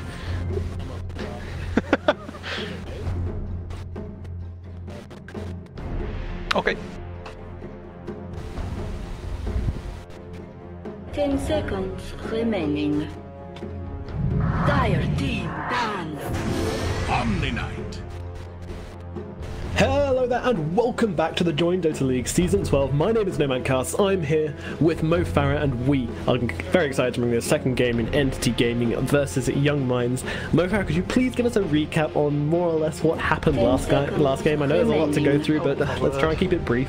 5 seconds. Basically, Entity were so far ahead in the game, about 25k ahead, but their two cores were SF and SPECTRE, and because SF went the caster route, they didn't really have a massively good way of pushing towers. This is where Tinker enters the game, and draws the game out for about 40 minutes longer than it should have been. And I love how Entity just ban it out, second phase ban straight away this time. They are done with this Tinker. Please stop ruining our games. Yeah. You know, sometimes when you get into a pub game, you're like, oh, I really can't wait for this game of Dota. And the enemy picks Tinker, and you're like, I don't want to be here anymore. Yeah. Please get me out of this game. Absolutely. Oh man, yeah, I think that's what Entity are feeling right now as they get rid of that Tinker and just go, you know what, we want to win, but we don't want to have it last like 50 minutes again, so they're going to throw him out. Leading with a Naga Siren and Disruptor, meanwhile Young Minds going for the Tusk and Omni-Knight. Now I've seen the Naga Siren and Disruptor combo a lot. It's just really strong for like the song setup into the Disruptor ulti. There's a couple of other nice synergies in there, I guess, as well. I mean, I really like the first pick, Tusk from Young Minds first as well. I think that's possibly one of the strongest heroes at the moment. Thank you, somebody who agrees with me. I love Tusk. Tusk is one of my fans down. Favourite hero in competitive Dota anyway. He kind of sucks in pubs because no one knows how to play with him, but in competitive Dota. I love seeing. I think he's so strong. If I managed a team, then I would tell them to first pick Tusk every single game. I've started to play that hero a lot more because, you know, it's starting to be a pick more. So I was like, oh, maybe I should give this hero a go. And it offers you so much into the game. The fact that you can manipulate pathing with ice shards, unless they have a hero with a blink or like a bat rider or something, it's nearly a kill every single time, pretty much at the start of the game. So we have the Tusk, and then Entity have decided enough is enough. Let's finish this game as quickly as we can. Naga Disruptor. I really hope we see the Meteor Hammer because that's always fun to watch with the Naga Sleep. Yes, yeah. Yeah, so like you talked about before, the combo is the song into the Static Storm from Disruptor. But then Young Minds have realised that exactly what they want to do, and they picked up this Omni Knight. So the Omni Knight's really, really good. If he sits in the backlines, eventually he's probably going to get a blink, and whoever the Naga songs and the Disruptor goes on, if he doesn't Static Storm the Omni's going to be able to blink in and try and repel and save whoever Static Storms. It's good against Gyro as well with the repel because of all the magic damage. So I'm surprised to see Entity pick the Gyro up so early. Ooh, so Shadow Fiend going the way of Young Minds this time around. But what a sick combo coming out from Entity Gaming right now. You got the song set up, you got a nice Disruptor ulti, and then you got the Gyro ulti on top of it. You know, maybe Darkseer when? 10 seconds remaining. Darkseer used to be so good when you could vacuum people in your sleep. Do you remember that? I remember those days. Oh yes, and then you had the Wyvern ult as well. In what, TI3 I think, with that, maybe TI2. TI2, yeah, against IG. So the play. I think I'd be really surprised if Entity didn't pick up their mid laner here, because they know that the Young Minds have picked their mid laner already. They know that the Tusk is going to be wanting to stay mid with this Shadow Fiend a lot of the time. Tusk Shadow Fiend's a good combo because if you put the ice shards down, you tend to use the medium rays on SF, and then as the other hero is trying to walk away from the ice shards, you can move closer on the SF and get the small rays off as well. Or you can do the long rays first and then the medium rays second, the same concept, but there's so much kill potential in the mid lane. And yeah. So Entity have realised exactly what they want to do, and they've picked the Quap in the mid lane to be able to blink over the ice shards. So I really, really like that pick. Yeah, it's a strong pick versus Tusk and versus Shadow Fiend as well. Very good laner versus him. Just she's one of those few heroes which is able to harass and outlast hit him and try and keep him down early enough so that she can get a decent advantage in the lane before he gets those souls up. And also can go for kills on him, which is of course super important to get kills on the Shadow Fiend with like one other support coming in as well. Helps out. And as for their big wombo combo, I'm really hoping for obviously, I mean every caster hopes for a 5-man wipe, but I'm really hoping for Entity to come through with like some sick like Naga Disruptor. Like Naga ult into the Disruptor static field, cool down from the Gyro, scream through with the Queen of Pain, win the game. Done. The only problem I have with all that is that it's going to be so good if they get it off, but I think this Omni really throws a spanner into the works, and that just with that blink, and if he gets to the blink and he can blink repel somebody that they're trying to go on, but they need an answer to this Omni Knight on the backlines, and it might be like the Quap with the Orchid or something, but they need to be able to scout out this Omni during the sleep duration from the Naga. It's really, really important for them. I like the Shaman pick as well. It means whatever carry Young Minds pick now, they've probably got really good kill potential between the Shaman, the +1, and then if the Tusk decides to rotate in as well. Because I think the Entity Gaming offlane is probably going to be something tanky and frontlining, something like a Tide maybe. So the Young Minds need a carry now. They don't know what they're laning against. That's probably going to be something rather safe. They need something that hits. Okay, yeah. I was going to say they need something that hits buildings. So I think that's a really good answer. And once again, Terrorblade banned out, so they'll go for budget Terrorblade, which is Luna. And it needed to be a BKB hero as well. That's the main thing. 10 seconds remaining. Entity need a front line. What do they get? What do they get? Remaining. Something tanky. They need something who can survive from the Tusk shards. Maybe even a... No, Void wouldn't work. It's too much lockdown for a Void. I don't know, they're offlaner. They need like something which can escape the shards but also tank everything up, like some kind of Doom with a blink. Unless they go aggro with their lane. It's quite difficult into Tusk, Shaman, Luna though. But the SF's going to need help in the mid lane at the beginning, so if they go aggro with this Naga Disruptor Gyro, maybe put something one-on-one against the Omni. That could possibly work. because Naga's super strong in tri-lanes. You have the Riptide, you know, I think you have 5 base armor on Naga at the start of the game. Yeah, she's super tanky. Okay, Underlord. Okay, I mean, I was actually not going to suggest Underlord because I think they're going to have the Shaman and the Luna in the lane together for a lot of the game, which generally causes problems for an Underlord. Like, I think most of the time when you pick Underlord, you want to have him solo versus whoever it is. Then again, with the Tusk roaming around, and they might want to just pop the Shaman mid permanently, but I think now they're kind of forced the Shaman to go support the Luna permanently, so I don't really know. Yeah, I don't think the Underlord pick is more for the laning stage. I think it's more for, they need something that's not necessarily cooldown dependent. I said Tide, but then I thought afterwards, you know, if they have this all-in team fight, when they don't have their ults up, they're going to be so easily ganked, I think. So this Pit of Malice is very, very good. And the Firestorm. Just talk about how in your face this gyro set is in the drafting phase. It literally looks like a brand new hero. We have Lug playing the giant mechanical fish monster. Very classic to see them paired up with these heroes. It does look very scary, actually. You can't even see the guy. You don't need to see it. You know, you just need to see the staring into the jaws of death. The jaws of death. Yeah, exactly right. Okay, well, here is getting loaded up. We are getting underway with game number 2 in Young Minds versus Entity. Can Young Minds take a definite win here, or are we going to have a 2-0 for Entity Gaming? I think the cards are saying Entity Gaming, but Young Minds are definitely looking to prove themselves after this. Entity's taken a hit recently, right? They've got a lot to prove after the DAC disaster. So Entity Gaming have formed within about the last 4 days or so, I think it is. This is their new roster. They usually have a Rise playing with them. This is a Rise playing the mid lane for them or not, or whether this is a stand-in, but I think it's more likely to be a stand-in. They played in the DAC Open qualifiers a couple of days ago, and they actually went out in the second round, which is the round of 64, to a team called No Hope. I don't know whether that's an actual team or whether it was just a stack of players that decided to play in the Open qualifiers, but Entity are not going to be happy with that, and yeah, like we said before, they've definitely got something to prove. Imagine if they'd then gone and lost to Young Minds in their first game. I mean, like, that could have been pizza parties all round. Oh, this Matt guy, that SF last game into the fountain, that was a pizza party, so he's definitely got something to prove this game. I mean, he is only a stand-in for Arise though. He's a Philippines pub star who's standing in for, I don't want to call Arise an EU pub star because he's actually a very talented player and works very well in competitive teams, but standing in for Arise, so big boots to fill, and he did do pretty well last game, but he's gonna get the snowball, 4-man snowball, they leave them behind, they don't have the shards, but they have the shackle, and just get first blood. Oh, this is beautiful. I haven't seen a level 1 kill in such a long time, and it is a beautiful thing to witness. The 4-man snowball coming through and just whacking down. The SF was so close to getting the last hit there. I think the SF and the Shaman attack hit at about the same time, but the SF attack landed just before the Shaman attack. If the SF had got the last hit, he would have got so many souls for the beginning of the game, and that would have helped them so much at the start. But you know, a kill's a kill. That's the most important thing. Get that first blood on the board.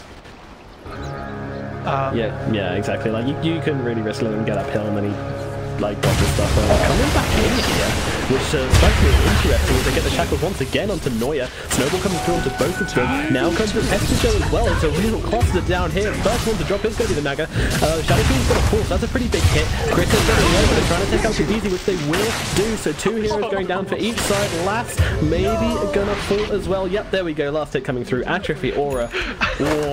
Teleporting in with the Underlord and just bashing down on people. That was pretty savage. I mean, after the first kill, the Underlord starts hitting for 30 extra every hit, and then the second kill he starts hitting for 60 extra damage at every hit, and now he just has 90 Atrophy Aura at 30 seconds into the game. It's probably not going to last much longer for the laning stage, but that's pretty fun. That was, I have never seen that before, and that was just coming fast and just mashing his face in. He will get shackled up now, but I'm wondering how he's gonna do here as he gets into the tree line. Pop the Sava, that'll be alright. Oh, the Sav's gonna get cancelled. I'm not sure he wanted to break down those trees there. They were kind of giving him some cover. Hester Joe with the questionable. Shackled up, but he's a big tanky boy, but only a couple more hits. 2 more needed. He's gonna go for that. It's a brave one. He does make it. Oh, Hester Joe, by the skin of his very teeth, makes it out. Meanwhile, up the top lane, dropping kind of like, oh, it was mid we should be looking at. Damn it. I saw someone going low, and I thought they were top, but in fact they were mid. We talked about the shards. SF had razors leveled up. They sharded. Free kill with the razors as well, and the SF gets all the souls from the kill. So very happy SF. Yeah, he's having a great old time. We talked about the Queen of Pain able to harass the Shadow Fiend. Well, not with this much damage. She's going to lose any sort of harass. Every time she daggers, she's going to take basically that much damage back in. Yeah, definitely. In right click. As we're seeing here, there we go. That's like, is that really worth? No, I don't think it is. He's just going to salve. Pop and salve though. I love how that kill in the bottom lane though at the start. Oh, they're going again actually. I'll talk about it in a second. A little bit in trouble. The Firestorm coming down, and one more hit. Payson gets it. Oh, he didn't even get the bounty ring. Not worth. Yeah, at that start of the game, he realised he had the attribute aura, and he was like, oh, I need to go and hit this Luna while I've got the aura on me. And the Shaman just went, hello, I've got shackles, now you've got no atrophy aura, and we're just going to go on you straight away. Yeah, good as well. Hester Joe is getting a little bit ahead of himself. Noya coming in at mid, Mac as well with the dagger. No, needs to be careful though, another raise will do the job. He gets the triple. A little bit of a mistake from Noya, it has to be said there, running straight away from Shadow Fiend. Never a good idea, but still, maybe she thought she didn't have the mana or something, I don't know. Yeah, you can't just run up and riptide the SF when he has the mana for triple raises like that, because with the bonus damage now, with the stack damage, sorry, from the raises, it does a stupid amount of damage by the time you get to level 3 on Shadow Fiend. Like it's something stupid like 800 damage or something. Like you can't fight into that. No, absolutely not. And Hester gonna come across the Shadow Shaman down in the bottom lane. Just kind of throwing out the last Firestorm is there. He just needs to be careful as the shackles are available, and there we go, Payson coming in, and the snowball just for good measure, and then we'll get another kill down in the bottom lane. The suicide lane strikes again for poor old Hester Joe, who had a very good start to her. Shadow being kind of low here, but Mac choosing to man up, and in behind the tower comes Noya. Let's go, he says. He can get off the... Could got more time for the Tuesday. Razor's got to be careful. The second one coming in. He's going to ride through that. And actually, tough going for the snowball. He's got the Shadow Shaman in there. That's a little bit of a surprise as the Shaman pops out to say hello. And Mac does have the blink bonus, so we'll be okay. Meanwhile, at the top, we have the Omni actually going down to the Gyro Cluster, so the lane of death strikes again. But this is just crazy. Yeah, I'm surprised Omni Knight's having such a hard time up here. I guess the disruptor's annoying, but I feel like the Omni Knight should be okay up here in this lane. Maybe until he has repair, it's quite difficult, and when he has the solving online, that'll make it much easier for him. This bot lane though, I feel like Hester Joe, as long as he doesn't bleed. Oh, hang on, shards up at the top rune onto Jabeezy, and a haste rune on the Tusky. Oh yeah, he does have the Orb Venom, he's got the boots. So even after the sun's out, but there's a lot of heroes rotating in, a lot of commitment here, and they will chase him off. What a cheeky boy coming forward. Yeah, he's very, very quick. One of those heroes is super weird hasted. Yeah, especially with the set. I love that Tuskar set, it's so funny.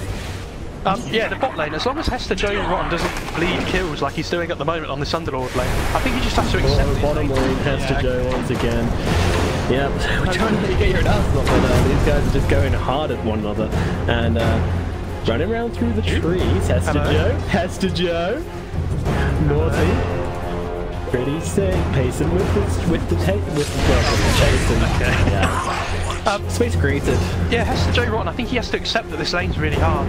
Like, he doesn't have any vision of the supports rotating in this lane, so it's very difficult for him to get anything here, even with the Firestorm. All that needs to happen is that like we saw it there again, the Shaman just runs it in with shackles, and between the Luna and the Shadow Shaman hitting for about 100 damage with the aura and the shackles, he's just going to blow up so quickly. I think they're going to go again. I think he's just going to die. And now comes the disruption from behind. It was the bait with the ultimate from Luna. What can you do, Luna? Not enough, as she is taken out. Last trying to get away. The Shaman scuttling towards the tree line. Has the shackles available. It's not going to help you out much in this situation. There we go. Into the Firestorm. Easy getting low. Last unable to find the last hit, and may well just fall there. So Joe, now careful, Jabeezy. We just need the kill. Jabeezy predicts it. He's got his eyes open. Not sure want to go that way, or he does see it. The Radiant have that ward, so they know where there's... Oh, he's got the snowball on him! Oh no, the snowball. I think Jabeezy's dead. No, he doesn't quite get it off! No! Oh, the shot! That's a good miss! Jabeezy! What are you doing, you monster? Oh, the shackle. Jesus, and now the shackle for the turnaround. Well, they will get ahead of Jack. Oh, no, he didn't. Jesus. Chriso just about surviving that one. Everybody running around with really, really squeaky bum cheeks. How did those ice shards miss on the disruptor? It wasn't even close.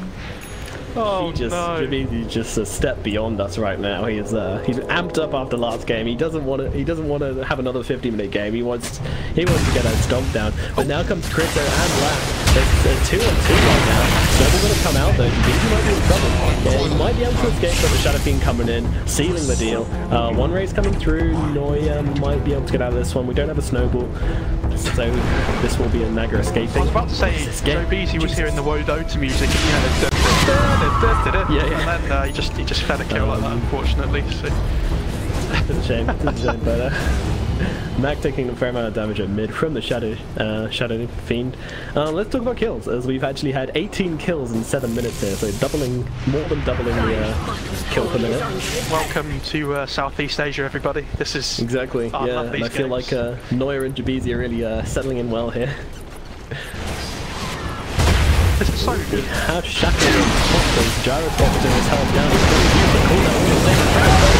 They have mixed him up and the heal coming through, gonna finish him up, but Noya coming in. He might get the kill onto the Shaman. What else can they get? Repel, not gonna be able to. Ooh, nice little glimpse there. Might actually save Noya. Firestorm cancelled, nice. I think they stole it. And they catch the tub. Now he doesn't want to have the snowball when he wants to use it, but he doesn't have any creeps up there. Yeah, I'm actually going to go towards Hector, who is going to cleave his head off with his mighty blade. And finding Omni Knight, who doesn't want to turn around into Noya here with great reason to kill the around. Oh, caught inside here.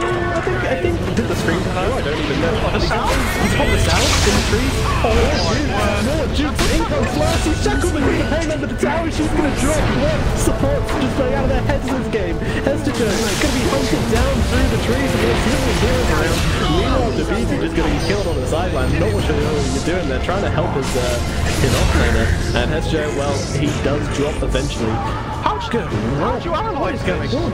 What is happening? I mean, I don't know. It's you can't even compare it to like an SEA pub because these are like well executed ganks. There's sick jukes coming out. Somebody hold me.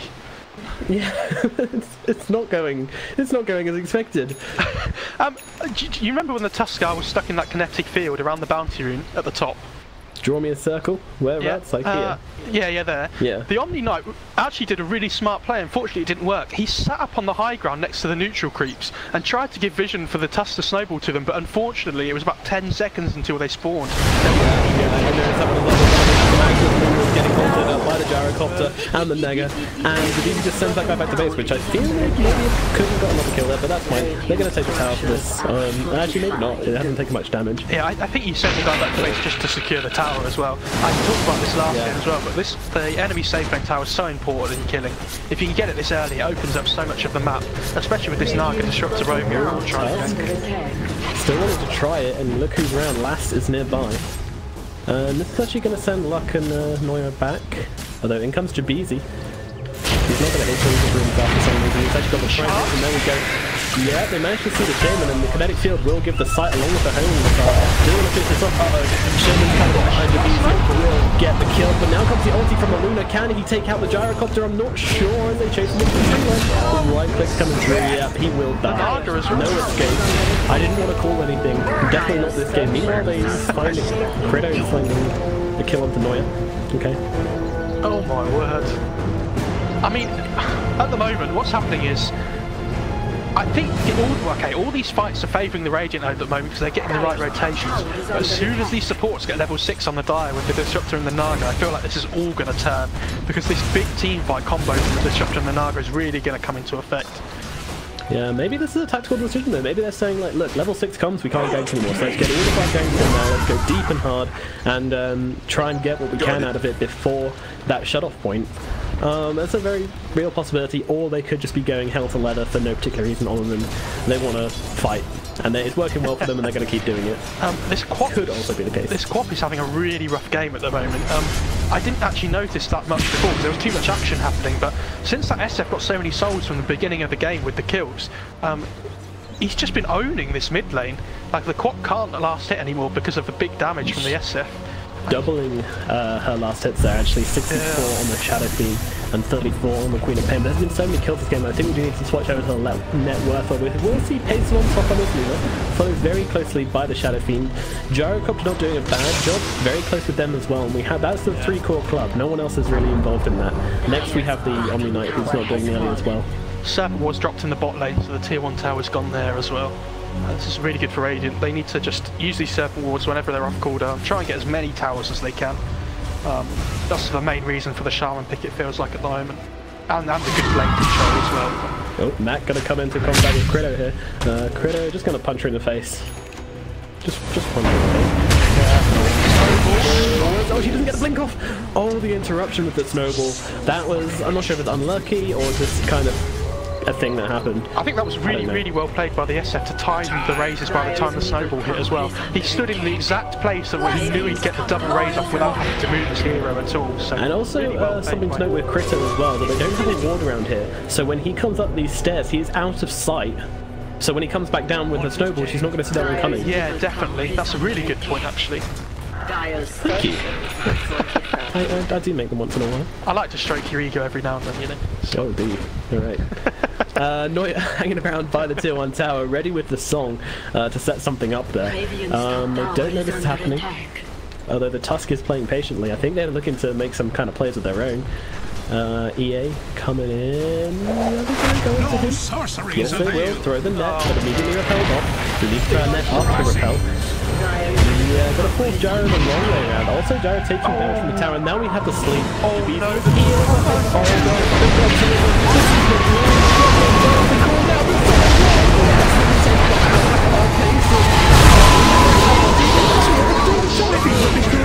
So much damage into BZ going down. It's an ultra kill for the Shadow Fiend, and they can't find Noita. Was he? Is he blinked back? Oh no! It was technically a rampage because he got the tower mid as well. I'm sure that counts as a kill. Okay, yeah, we'll call it a rampage. Why not? I'm really sad he didn't walk top again to try and get the Naga kill to get the rampage, but you know, I'll settle for an ultra kill. That was incredible. Yeah, that was... Jesus, I didn't get the fight recap up in time, which sucks, but yeah, the Shadow Fiend came in there, did all that damage in that time, and then got Grimace back as well. So like that was how quickly he outputted all of that damage. And Jesus, the combo from Entity was sick. The combo was perfect, but they only did it on 2 people. So once the Shadow Fiend comes in, they've got nothing to deal with him. Yeah. So as much as it's beautiful to watch that, the overcommitment is something you need to look out for. And I admit, when you draft this team, you want to drop that on someone. You want to go, yeah, let's smash everybody. But in this situation, I think you need to be a little bit more careful with blowing your own on too early. Yeah, it looked so good for them because they got the Omni Knight in the Static Storm as well, and I was talking about in the draft, that's the main combat against that combo that they have. Yeah, but like you said, they just threw everything on those 2 heroes, yeah, and then Shadow Fiend turns up and says, "Hello, I'm here." Finds 3 heroes here, and this is a definite kill. Yeah, that's a really good kill for them as well though. Like, Static Storm doesn't have such a long cooldown as the song, so if you can get a Static Storm combination kill off in between each song usage, then that's the 100% uptime almost. It's actually really smart. I think they knew the Luna was going to be there because there is this stack. She's just got a Mask of Madness and Yasha, so this is like her dream moment for the taking Ancients. So they just saw the stack, and rather than immediately taking it and being greedy, they said, "Oh, let's just wait out. The Luna's in mid lane. She's going to be coming here in just a second," and yeah, paid off very nicely for them. Yeah, the good thing is you want to turn these kills into like into towers as well, into structures and things. So objectives, that's the word. Sorry, I was trying to think really hard for it. And so they got half damage to this tier 1 mid, which is really good after the Luna kill. It's the worst feeling when you get a kill and you can't really turn it into an objective of any kind. So I think Radiant are probably going to look to try and they're going to look for the Roshan with the Serpent Wards with the Shaman. I think this is really smart, especially with the Aura from the SF ready. The Serpent Wards do more damage as well. Oh yeah, I mean, the Luna's hitting so hard at this point as well. And this is really good for the Radiant as well. They can take this Roche, they can just chill for a little while, reset the fight. When they have Serpent Wards, they can just go and push again. And with this Aegis, I think they should be able to try and look to take out all the rest of the towers in the game. Like the outer towers, sorry, so all the tier 2s. Because this Luna and SF are so far between them, I think these towers are just going to melt really, really quickly. Absolutely, yeah. So it's a mean pushing duo and a mean team fighting duo as well. But yeah, towers are going to drop, Roshan's going to drop, and hopefully Hero's going to drop if Entity can't do anything about it. But you do have to look out for the Naga Siren in these games, because positioning is key when you're playing Shadow Fiend and Luna. You don't want to get Heroes on top of you, and that is exactly what the Naga Siren's going to specialize in. So there's very strong options for Entity Gaming to be taking fight here. And Shadow Fiend comes forward, immediately glimpses back, and really long way. I think they're actually going to disengage. Shadow Fiend's just moving at 533 movement speed with the active of the drums. Actually, he's in a really good place here to try and get the static storm off. But they're all just going to try and take it out. I think they just want to disengage. They don't want to find the Aegis. That's a risky thing to do. Yeah, because even if they blow all their spells on somebody that has the Aegis, they're just going to come back and then they're not going to be able to kill them a second time. So, and I think without their combo, they're really just going to lose all their towers, because without their combo they don't really fight that well, and I think Radiant will just take advantage of that as soon as they use their spells. Yeah, well, now we're telling a very telling story with the Shadow Fiend well ahead after his ultra kill and farming quite quickly as well. Excellent start to his lane. All in all, it was a great time. We do have a smoke of the three Musketeers of Lass, Critto and EA coming forwards looking for something. What are they going to find? Well, there's plenty of pickings in the jungle.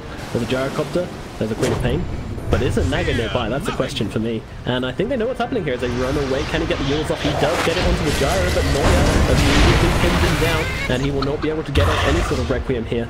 And it looks like it's going to be a pretty successful disengage. Nice retreat from Entity. Raging a charge. Joe leaving the charge.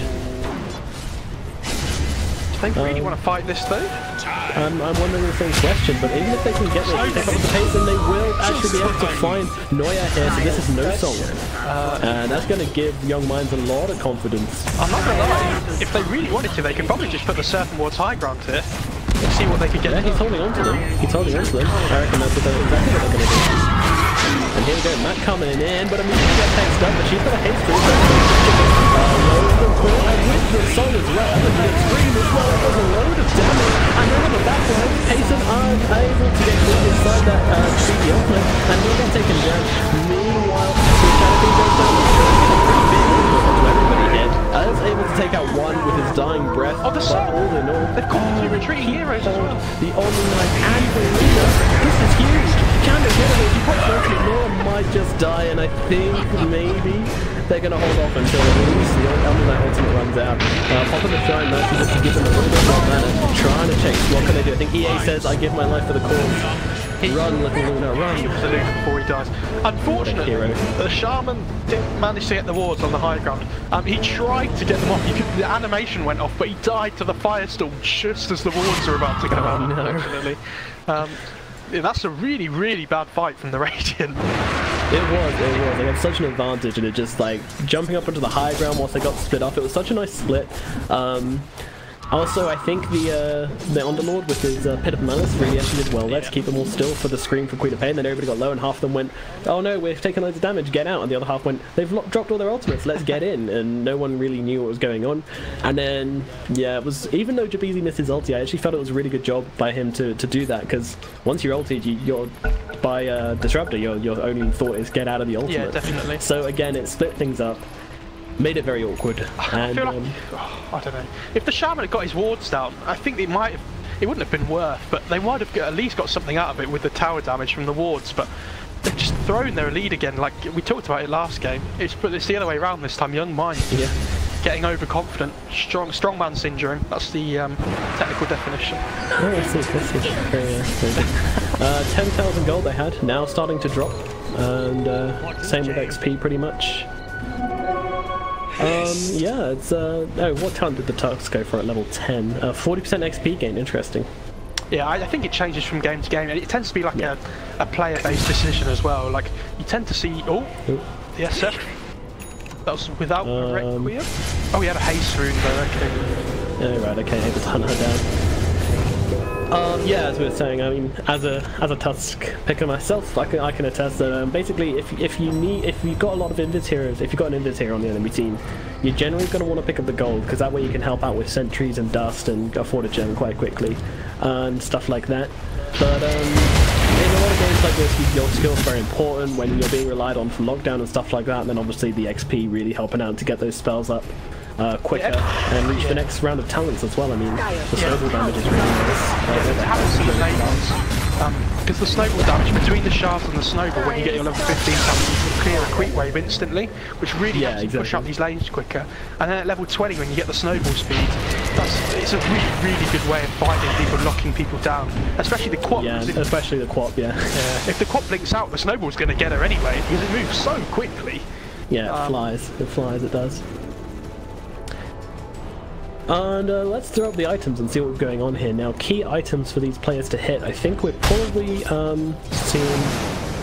Well, we've got the Luna heading towards a Hurricane Pike. That'll be a good item. It's got the 4 stuff in a backpack. Over on the Gyro, we have the Sergeant Yasha going for the BKB next. Again, another really key item for him. Queen of Pain, she's got the ULTRAKILL coming up next, already with the Veil of Discord. So that's some nice bit of magic damage and a bit of evasion for the probably for the Luna ulti and also the Shadow Fiend ulti. Just being able to avoid both of those, really key. Yeah. I think Yul's Veil's a really good build on Quap when you have the strength talent as well. It makes you really, really tanky. I think you only ever get the damage talent if you go Orchid on Quap, because you really want that burst damage, but this Luna might be in trouble here. He doesn't actually get outside of the ulti, but still the magic damage may be enough. Nice 4 stuff down onto the low ground, but it's not enough to keep her alive. And this will be a 4-man gank, very successful indeed. Yeah, chalk that one up. I mean, you see the Omni pushing out the bot lane, and they're not rotating to... They haven't gone on him yet, and there was nobody mid lane, so it was a risky place to farm for the Luna because they were all off the map, so... never mind. But, yeah, I think they're going to look strong to turn this into a tier 1 mid. Oh, the Requiem on the Disruptor there. That's the meme. Yeah, that's the blink Yules with the Requiem. BKB if needed, but for the easy. Omni Knight, nice repel on himself there to avoid the homing missile. I didn't pop it too early. I think when you're Young Minds here, or when you're both teams, when you play Dota in general, it's really important you don't let your mid tower go down for free. All the good teams in Dota, if you watch, they always defend their tier 1 mid whenever they can, because it's such a good access point into the map. So I like that teams like this just never let it go for free. They always try and defend it, never let it go for nothing. So like Dire got that kill there, got the Luna kill, but they haven't transitioned it into an objective. So I don't know how much that's going to do for them. Going for a smoke, maybe looking to catch out the Queen of Pain. I think she's going to TP if she can. Ooh, they're using a frost sigil. Do they see her? Oh, what? Oh, they don't see her! My lord, Max. What's that? Did they have a sight there, or did she just... The sigil didn't quite see her, unfortunately, so... But did Queen of Pain have sight on them? I have no idea. It's just tippy-toe around them. Just very, very good. They smoke again. Round 2. They're desperate for blood. Well, smoking kills and Young Minds, that's what they're hoping for. Middle lane. And that's a TP back on the Shadow Fiend. Here comes the snowball. He does manage to catch the Gyro, but it's a nice shot actually. Blocks him up on the team, but the kill now the ultimate. And the second one's not quite catching him, but does get the kill. Did he have to break out of those? He used phase boots to get out, but until he had the phase boots, just trapped inside. So, and another glimpse back from DBZ. My god, like this Shadow Fiend must be getting real sick of this one. Luna? Yeah, Luna's going pretty hard. She's got a team coming towards her. I think. Are they going to try pretty brave with the repel? Here we go. This is it. Down we go. Yeah. They don't even have wards. They're just going to be beat. Oh, the sleep. Oh. It's going to catch up to him on the high ground. Who are they going to go for? He's going to come in behind him. What a decision. What a call. And it did not pay off, I would say. And they're trying to take down Joe, trying to get him down. They use a very tanky boy. With the medallion on top will help things out a bit, but it's also Noya going down. I think maybe they'll leave Joe. I mean, very, very slow. We talked about it in the draft. The problem is they had the choice between the Luna and the Tusk or the Omni. But the problem is they got the Luna Tusk. Yeah. How do they kill them? Because the Omni's just going to repel them. Alright, so I think there is a play you can make there. They're going on Joe, and I think they'll be able to get a skill. I think there is a play where you can drop the Disruptor ulti. Oh, actually, they're going kind of low there. Not able to take out SJ, they're just going to die from Thunder. They have already taken the barracks. The Warheads are still going down. I'm not sure what the TP was about. Where do you need to go so urgently? Maybe looking for a shrine? Or? The funniest bit was he TP'd right next to the Luna as well, so the Luna just saw him TP. Hey, what up?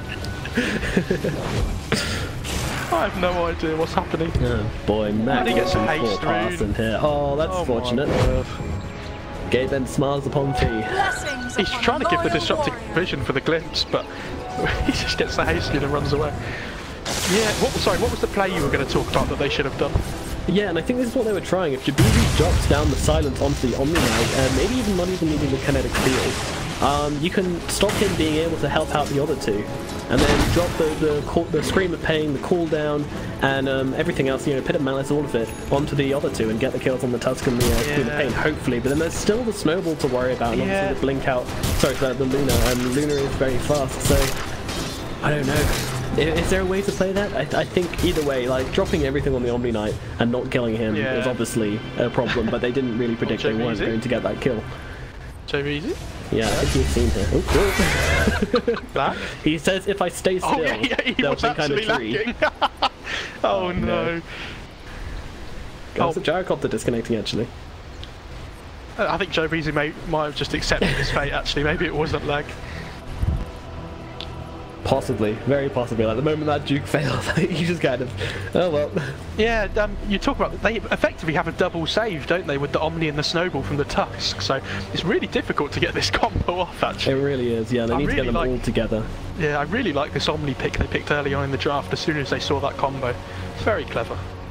Very, very well, we'll have another little look at the net worth here as we see it continuing to rise. There's only a couple of little dips for Entity, but Young Mind's doing very well in these fights. And now with their racks as well. Can we have a vote in the chat on whether Joe Beasley's going to survive here, please?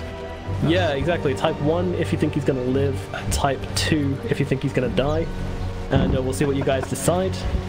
If you type 2, then... if he lives, I'll give everybody in the chat a free set from Dota. Alright, that's... Yeah, free Arcanas around. I'm not sure we can afford that, but yeah, maybe Svenrez. That's how confident I am. We'll give you all a BCZ common Pugnus set. How about that? Oh yeah, that's what you need. They're always on sale, so it's fine anyway. Alright, let's find out. Number one's gonna win it. No free sets for you. Sorry guys, it was close. He did try for the sword, didn't he? Oh, did he? Okay. That's that. No. That would have been very... I think like, maybe that's the reason he's standing good, it's just like the pause sometimes I get weird with the animations. The Sharma went grenade to that first, by the way. It's on the courier, so I think, so he doesn't actually have it yet, but... yeah, and he's also got Luna's BKB recipe. Sharman's role play. Wait a minute. Oh, because there's no courier, he just went back to the base, picked up the Luna's recipe and just brought it to her for her. Oh, that's very, very... Oh no, poor lass. That's very degrading, isn't it? When your carry's like, I need a courier. Shaman. Not only a support player by helping them in lanes, but also playing the courier as well. Give this man a clap. Yeah. New meta, hey? Don't need to buy a courier at the start of the game, just use your Shaman. Well, who's getting annihilated? They've got all their heroes up, they've got all their ultimates up, so I don't think Entity is going to be looking to... sorry, Young Man is going to be looking to initiate onto anything just yet. Keep using the advantage, keep zoning out the map, and keep getting farm. That's the aim of the game. This Luna can... the thing is, they don't have a timer on their draft Iranian either. They pulled ahead in the early game, and they're strong in the late game. And the only way they lose this game is if they all get 5-man slept into static storm with an axe from the Disruptor. And I don't think that's going to come anytime soon. No.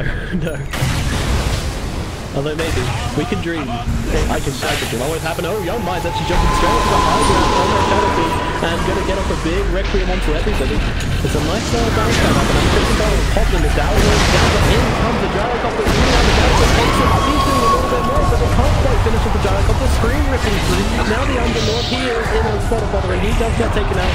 Now the Sleeper wants to follow it up, there is nothing. Ultimate nicely done into the Shadow Fiend, and the Emulate is well caught out, and Jabizi does actually get taken out. The Shadow Fiend's going crazy on the back line, but yet another one going down. It does look like the Gyrocopter's going to go down, and GG is called.